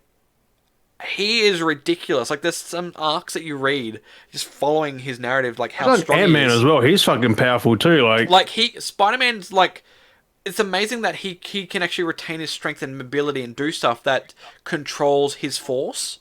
Like that's like he has actually a lot of control. Because there's like the narrative, like I've said before, with Doc Ock when he takes over the body of Spider-Man, when he becomes that version of him, and he realizes actually how powerful Spider-Man is, where he can just flick something or poke something, and it can go flying. It can just launch it. Like he's that strong with a flex. He could just destroy anything with a flex. You see that in the first Spider-Man movie. Remember when he punches Flash? He's just like, oh shit. That's exactly it. Like he's so like the slow mo because of his spider sense. He just punches him and it just like knocks him the fuck out. Like that's the thing. Like floor. Like whee! There's exactly it. People really underestimate like actually how powerful and like you don't know like how strong you actually are, and that's why I've always been amazed by Spider-Man because like it's like every hero they don't really show their full potential, which is sad. Like Spider-Man, if they really showed Spider-Man, he's one of the strongest. Comics they do, movies. He's one of the strongest because he could just like flick. Thanos could have been dead in that first movie. I mean, realistically, Spider-Man could have just flicked him and just like really done some damage to him. It wouldn't have killed him though. No, it wouldn't have killed him. But like you see how strong he is. Like you'll see it in if you end up watching What If, how strong actually Thanos is. Because in that second episode of What If, he's got no Infinity Stones. Remember how in Endgame he hired those 5 characters to and there was like that real big bloke, that really big monster one. Then you see him fight and they cut his hand off. In What If, so Thanos doesn't have any stones whatsoever. He has a fist fight with that dude and handles it. Like guys are walking up to Thanos and like shooting him with guns. He's just like ha ha ha, like, and he's just standing there taking their bullets. And he just goes, whack. He's a fucking like an overlord, isn't he? Yeah, like, he's a fucking Titan.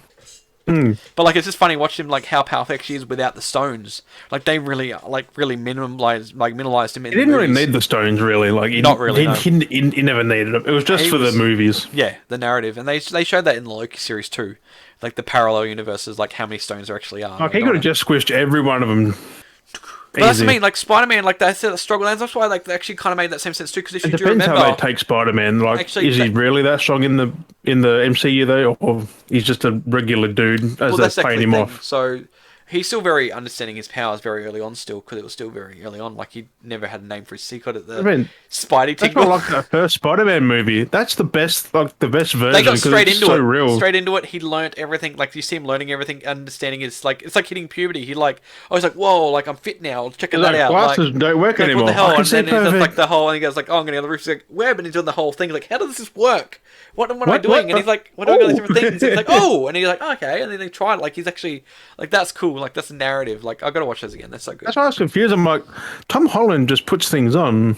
I'm sad now. Well, then you look at Andrew Garfield's one and actually showed him creating the web shooter and, like, repairing it and actually creating web stuff. And then you see... I didn't like them, so I didn't really pay attention. Well, the narrative's cool, like the idea of actually him being smart. Like, you see him actually creating and adjusting his web shooter and filling with it. No, Tony Stark made... And then you look at Tom Holland's, and then you're like, he made his first round of stuff himself, but then everything else was all Stark made later on, and even his new suits and stuff and everything, all these new gadgets are all Stark powered and engineered. It's like he only made his first set, that was moved on, and it was all improved from there on out. Everything's all improved.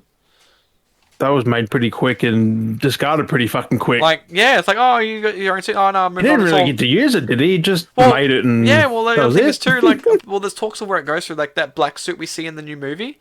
That suit's created by Doctor Strange, apparently. That's a noir suit, isn't it? No, it's a different suit altogether. It's dark, it's black and gold with a bit of red. But that's apparently a suit made by Doctor Strange. So apparently Doctor Strange is making outfits for him now, so... It's a magical fucking Spidey. Yeah. He's there and he can do like the whole cast wheel thing with the suit. Like, fuck he can off. Yeah, the toys are showing that where he can like do like magic with his like limited, but he can do magic. It's casting. He can. You gotta look at the toy got range. rid of the webs. He can do like magic webs. Like he can sit there, and go. He can be like ha. It's weird. You gotta watch it. You gotta look at the toy merch and everything. Everything has teasers for something. So it's There's so much stuff they're doing. I shared in the memes on the Discord. It was Doctor Strange and he's holding the mosquito coils. Yeah. But I was gonna say, coming back to, I'll have to try and find that still frame though too, because there's talks coming back to the whole multi Spider-Man thing that might have confirmed it, which is still sketchy to see. But there's a shot where Electro's shooting the ground and the dirt's being flying up, where that's where they're saying Sandman might be in it, and like, but he might be. Like, I don't reckon Sandman's in it. It seems a bit too much to have an extra one in there. It just seems a lot going on. It's already got a lot. Doc Ock.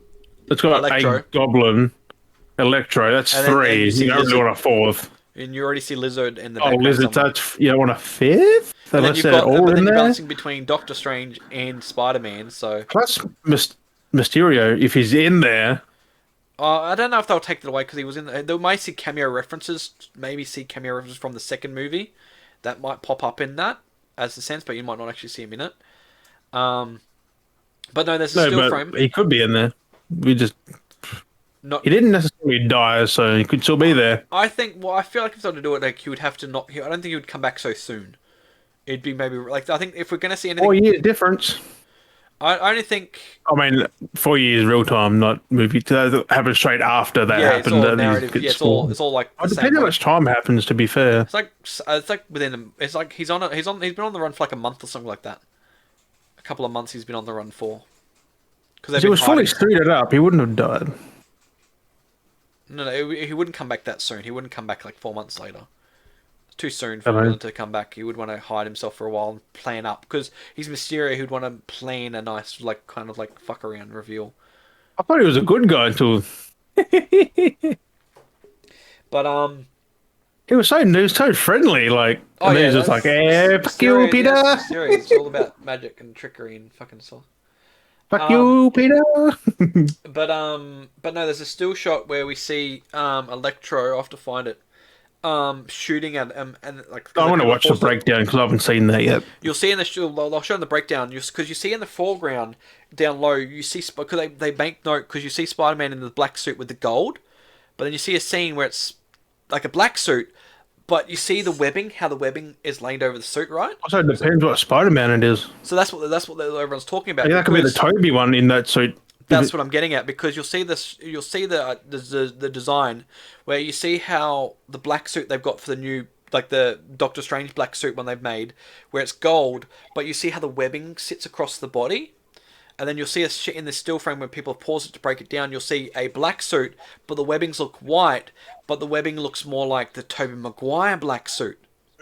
Not the black suit that Tom Holland wears with the gold. The webbing looks like a different pattern. It looks like Sam Raimi style.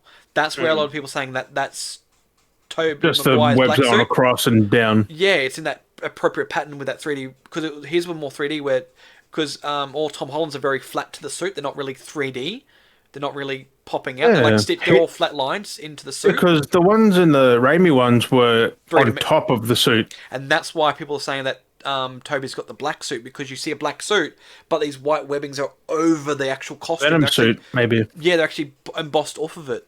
So you see that down below, and you'll see in the breakdown on the video. Could be fucking Venom suit, though. You'll see him down the left-hand corner of the explosion, because he's kind of like pushing back, looking up, while the electricity's coming at him. But then you see the explosion, but then through the top, you see like a red suit, like looks like a Spidey whipping around it, kind of shooting through and it. Holland coming. So like you see one going like, oh fuck, and then you see another one coming in going, oh shit. But then on the right hand side, you see another kind of looks like a red suit, kind of like ducking through as well in a shot. People are saying. So I don't know about that one. Spider-Man, surely, like that. But definitely the 2 is more prominent. The third one on over the right hand side of the thing looks maybe like more like a light reflection of like maybe a police car or something. Because up there or coming down. I don't know. But up there, kind of looks like, it actually looks like a blur of someone like jumping. It looks like someone's actually like a What's jump, the like suit the then? body. Do you see peels. anything of it, or just the colours? It's just like colours, and you kind of see a shape, while you actually see the black suit down the bottom. It's very interesting. I'll look at the breakdown after this and have a look at the breakdown, because you definitely see like the still shot, and it looks very. Because I'm thinking it could be a fucking Venom suit, that freaking black one. Exactly. But no, it's because remember that Tobey Maguire one did have Venom. That's exactly it. And it looks like he could be wearing the that black suit. Because that's when he went full badass. He had Venom. Because it kind of it's very weird. Because it kind of embossed, but then also looks kind of flat. Like it's hard to say. Like it doesn't make sense. Like it's very weird. I know. I'll definitely look at it because I love them old Raimi ones, and I know that suit because it's in the game as well. Yeah. So definitely I'll look at those those later, because definitely do a little breakdown all the different little things, because there's a lot of Easter eggs, because there's like so many different Easter eggs, like the one of them That's spoiler. I actually want to watch it now. See the breakdowns, yeah. But I don't know what it was, but yeah. I watched the trailer twice, but I still didn't get everything. No, you want to watch the I watched the guy who does the breakdown in the one who watches them in 1.25 speeds. That guy that watches everything in 1.25. Yeah, he's very in depth. And then there's that other one that was the other guy. That's what I watched the Hello Peter in, because I was like, look, what Spidey is this? Yeah, because it's again, it's just how he has that smirk. It's just like, yeah. Like, he's got a fucking massive grin on his face. Like, you wouldn't be like that against a random Spider-Man. No, and like I said, not with that Peter, because he doesn't know him. Like, it makes. He doesn't look very offensive either. It's more like he's just chill. It's just too much confidence. Like, I know you. Yeah, like you're not gonna do shit to me. Like that kind of thing. He didn't have nothing raised or nothing. So. That's that. Yeah. Be careful what you wish for, Parker. That's it. Oh, he knows on the nose then. Because he basically went to Doctor Strange. He asked him to. That's actually kind of interesting, because that's Green Goblin going, "Be careful what you wish for." Kind of makes sense to the reference where he went to Doctor Strange which is magic, a wizard. He asked him if he could wipe people's memory, which is therefore a sense of a wish. He asked someone for a wish. Yeah, he just wishes no one knew he was Spider-Man. Yeah, but in the sense of Green Goblin going, "Be careful what you wish for," because he's wished. So that looks like a sense where everything's. That might be a thing where he kind of. Doctor Strange also said that, not in them words though. Yeah, so it's kind of interesting. Maybe the sense that Doctor Strange something happens. Maybe in the sense that it could be. No, but I'm kind of curious now. Maybe something happens, but they don't realize things have changed, and that's maybe that scene where that happens. That might happen where, like the cast has happened, shit's gone kind of south a little bit, but they don't know how much. See how it all happens though, like. Well, that's what I'm saying. Like, just stumble upon him by accident, like, oh, Green Goblin. Well, that's what I'm getting at. What happens if that's what I'm getting at?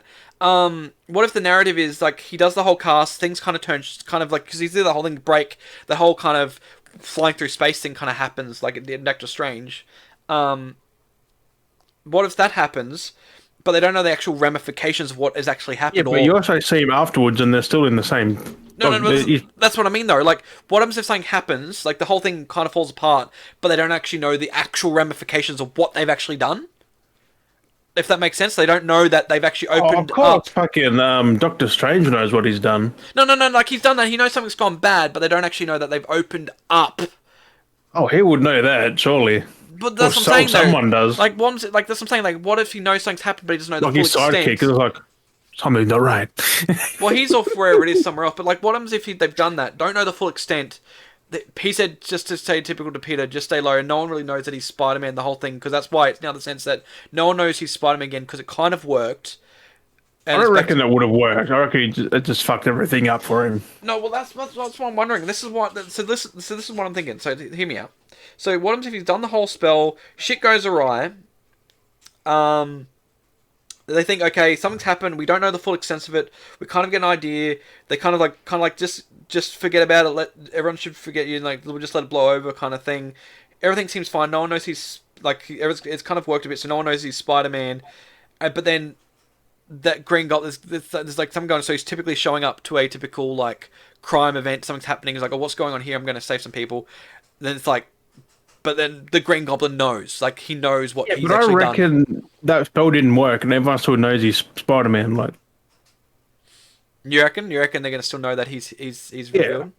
Because he's in the middle of a fucking street and just full on puts his suit on. Like, he's not hiding. Yeah, well, I mean, that sometimes happens. Like, you see that some people are just like, fuck it. Like, he might have gone, I don't want people to... He usually hid and did it and then come out. Well, that's what I mean. Like, but at the same sense, though, he's like, maybe he's accepted the fate too. That's like, oh, fuck it. I've already been through this once. Who gives a fuck? I'm gonna just deal with it. Like, I mean, Tony Stark did it. I'm Iron Man. He didn't really give a shit. And that's what I mean. He might have just kind of gone, I wanted this spell to be covered, and then he realized everyone's forgotten. He's gone, oh, fuck it. Who really cares? Like, how worse can my life get? And like, might as well just go back to it. I don't reckon the spell worked. I reckon he really screwed that spell up. And yep. Yeah, because just interesting, because just how the whole thing looks is... Because you'd seen how it started. It started normal, and then as he kept talking, it was like worse and worse and worse, and it's just like a full-on snap. It was like, oh dear. Turn that down a bit because they've come through echoed. Sorry. But I'll definitely watch that thing. I'm keen. But I'm just gonna wait for the movie. Whatever happens, happens. Because you see it, because you look at the... I was gonna say, looking at that post, if you break that down there with that scene, you see, because you can definitely tell it's two different scenes as well, because you've got this... They're two different... There's not a bridge where Doc Ock is. But no, it's like a different area, but like you see though too, when Peter's doing that pose, he's looking up, Doc Ock's on ground level, when he's already destroyed shit. Like, you see the ball roll in, it makes sense because you see the ball roll in, damage is already happening, you see a ball roll in, which just and then blows up. Which you're looking at Green Goblin. Which would make sense because then he's going to come flying, that's why he's like, oh shit, and he's changed because he's looking up, because he's flying in at him. And then, like, and then the suit on for the boom. Yeah. And then... That's what I mean, like, that Doc Ock, they've just cut that so sneakily, like...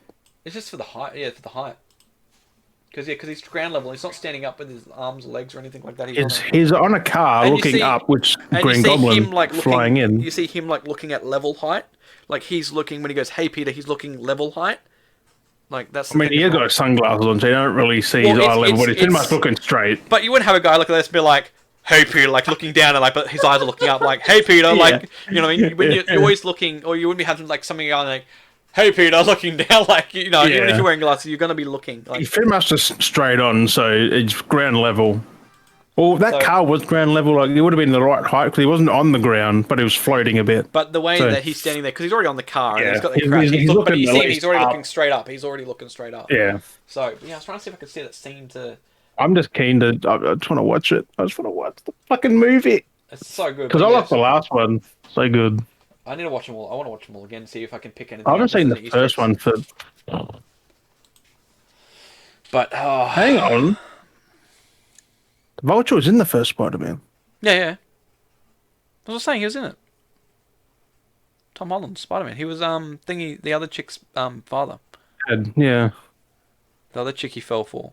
And then they found out and made his life hell. Yeah. Made Peter's life hell. He was like, such I know who Spider-Man is. It's such a good movie, though. That first one was so good. Second one just tops it right off, though. Like, that's the thing, though. Like, those Spider movies are actually they still hate each other. Like, Peter doesn't know who he is, though, but he knew who Peter was. So yeah. kind of reminds me of the Raimi ones when Norman knew that he was Spider-Man. Yeah. When he gets the cut and shit. They're like talking their innuendos to each other and like playing it off. He's like, I'm going, see yous. Pizza time. He's there for dinner and then just leaves before it's even up. He's like, I'm going. Adios. Yeah. No, they're good.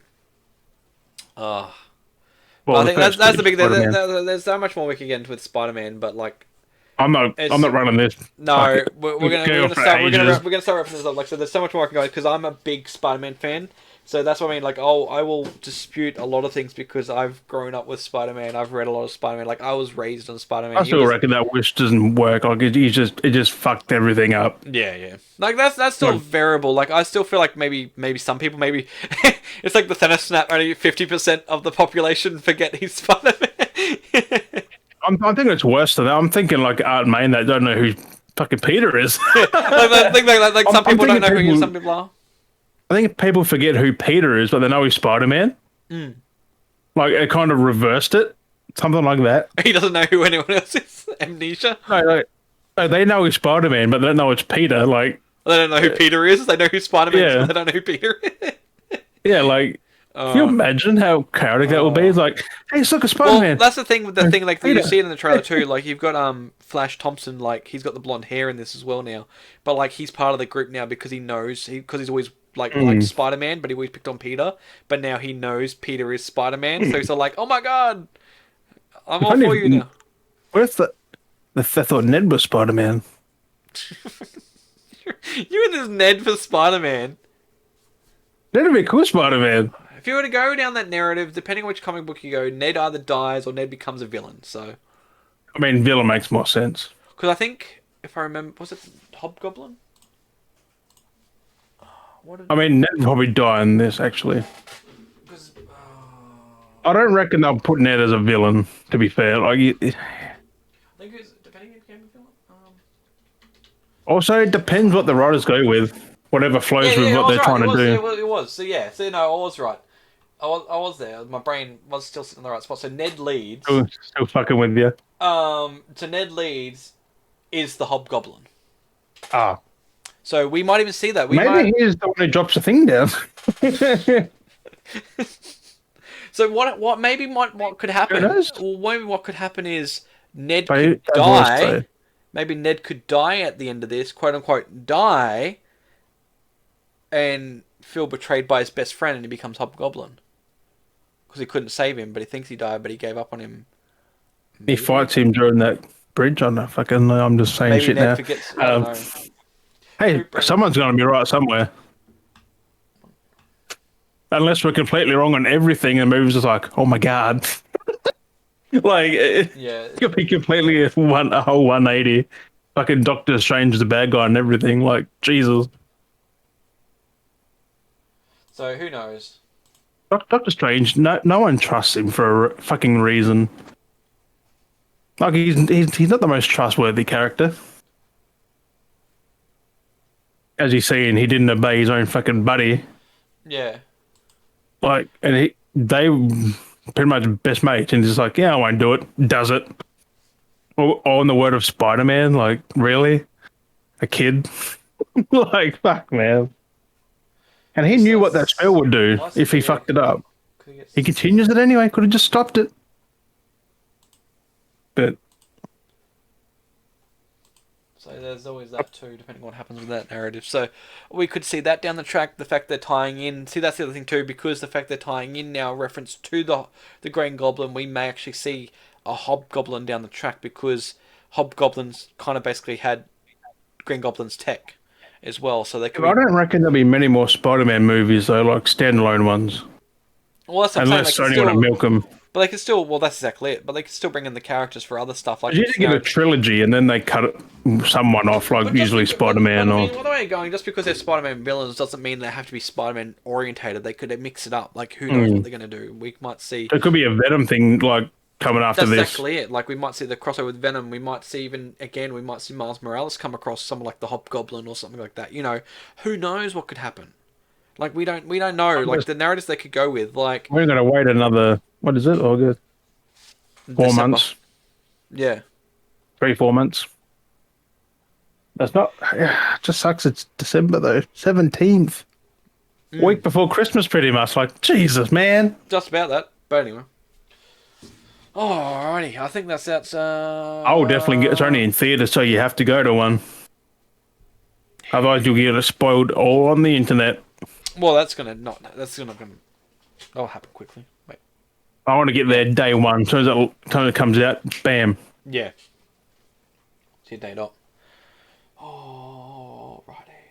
But I think that's it. That's not much else. That's all we wanted to wrap up with Spider-Man. Spider-Man. That fucking like an hour of Spider-Man, I think. Oh, well, it's a little like bit less 30, than 40 minutes. Yeah, about 40 minutes. Which, speculation, we could be wrong, could be right, who knows? Yeah. But you heard it, it here. If you... My narrative, yeah, it can be very questionable sometimes, so. It depends, because they've changed a lot of things in those books to movies. Yeah, they use references, even though they all use similar scenes. I would take it, but they change characters and shit, like... Yeah. They'll mix up the narrative, like, it's like, we like this concept idea, but we'll use that for this, and it'll be something different. Like, I'm still... It's getting to that point, like, the way they're going, we're going to have to get Mephisto at some point. Like... Yeah, but I feel like Spider-Man is... These are better thought out than the other Marvel ones, I think. Like, these are more ahead. But, like, it's interesting, though, because everyone keeps suggesting that, everyone keeps going, Mephisto. It's like, we're going to have, at some point, Mephisto show up, and everyone's going to lose their shit. Because, like, they keep going, it's Mephisto, because they've done it with, like, WandaVision, and now other stuff, like, they're, like, even Loki... He wasn't that, though, wasn't he? No, he wasn't. Oh. And even with, like, Loki, they're like, Mephisto's going to be behind something, and people keep saying, Mephisto, he's got something to do with this, he's going to be part of this. It's like, it's not, and we're going to have to get him at some point, and people are going to be like, but fucking honest, Mephisto! Like, people are going to lose their shit when we finally get a Mephisto. What's the bet he's going to happen? He's going to be that underwhelming because people who hyped you up for so long. They're like, Mephisto. I think people will just be happy just to see him. Who cares what he did? I think people will just be happy because, like, oh, Mephisto, because it's just seeing him. It's like, it's he Mephisto. just walks in the fucking background past people. Yeah. Mephisto! So, it's going to be interesting. I I reckon if we were to get Mephisto, it would be definitely I reckon it'd be the Doctor Strange Multiverse of Madness, I reckon. If not, it'd definitely be a Spider-Man one, I reckon. Because he's never, yeah. Well, Because I mean, Doctor Strange and Spider-Man are like fucking two peas in a pod now. Yeah. Well, that's the other thing, part two. It's like funny because that scene before we Everybody go. calls him fucking Steven. Is like, Well, that's what I was gonna say. We're beyond Sir. Okay, so Steven. Yeah, that's what I was Wow. gonna say. That's what I was gonna say because I was gonna bring that up because it's like in reference to that stage where it's like what's your name? It's like Spider-Man. When he goes because he goes, my name's Doctor Strange. He goes, oh, we're using our made-up names. I'm Spider-Man. Yeah. And then, but then it's like, and he called him Sir, and he's like, past it, and he calls him Steve, and he's like, okay. It's like they're gone from the He's made-up just like, names. what did you just call me? like he didn't expect Steven. Like he's expecting like Strange or something like that. Like, Yeah. it's interesting. It's like he's beyond Sir. Like, okay, Steven. I thought he was going to drop his cup of tea. Like he just froze. He's like, well then, like. Well, that's when the you other watch, thing too. like he kind of looks. I'll be like. Well, there's other reference to the a lot of the talks now with the snow in the actually in the Sanctum is snow left over from the Bifrost from the bridge. Yeah, because remember the bridge opened up when the Hulk came back. It was like Bifrost stuff like that. That's what they're speculating. It could be from left over from that. They've been trying to clean it up ever since, but it's like because it's so much frozen. I don't know. It's like something they can't do. Like it's something they can't specifically do. Like would it be cold in there though? Like, they were just. Well, that's what he was. You see, like... that's what a lot of people were saying though. He can turn on a freaking a fireplace, but he can't clean up the place. But apparently, in the narrative, there's like a script line that they've been talking about that everyone's actually had their turn cleaning the fucking sanctum. Been trying to clean it, they can't get rid of it, or something like that. Someone put out. That's weird. Yeah, it's fucking. I don't know. It's weird. Just turn on some fireplaces and you'll get rid of the fucking Bifrost. But that's what I mean. He turned on the He turned on he flicks, he's like, poosh, and then the fire starts, but it's still like, he's wearing his woolly, like, jumpers and stuff like that, and he's just, like, sitting on his He was always wearing them, though, like, even through the other fucking movies. He doesn't wear anything else. He's wearing his That's just the one outfit. We had, like, tracky dacks and the jumper, the sports jumper. Oh, when it was... In that scene. Yeah, the one scene. Like, he's been in so many movies now. It's just everyone's been making fun of that. Like, oh my god, he's wearing his sweaters. He had the cape on. Fucking Iron Man with a cape is weird. Fucking weirdo.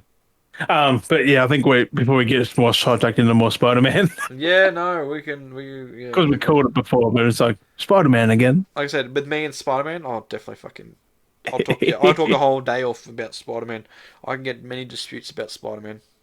Spider-Man. He's my number one. I know a lot about him, so, or I'll dispute a lot about him, so I'll discuss it. Yeah. Nothing beats some Maguire Spider-Man. Yeah. Still in movie days. So good. Hey. Still so good. Imagine if we got that fourth movie. Oh. Well, there would have been I'm fucking before I go. I'm saying if we ever got that fourth movie, that'd been so good. They would have had Venom and shit in there too, which would have been dope. Well, I mean, we had Venom in the third one. Kind of. It wasn't really Venom, was it? Yeah, it was Venom. I haven't really seen it. It was Eddie Brock. Oh, Topher Grace played it, didn't he? Yes. I haven't seen it. I don't really want to watch Spider-Man 3. Do it. You need to watch it. It's still pretty good. Yeah, but no, it's shit. No, it's still pretty good. There's a lot going on because they're telling. That's the problem because they're telling a arc narrative for Sandman. 3 different fucking telling an arc narrative. They're telling, like I said, they're telling before we go. They're telling an arc narrative for Sandman, Venom, and Harry taking on the mantle of. And they had the narrative of him being the bad guy and then the good guy. So, kind of spoiled the movie a little bit if you've not seen it, but yeah.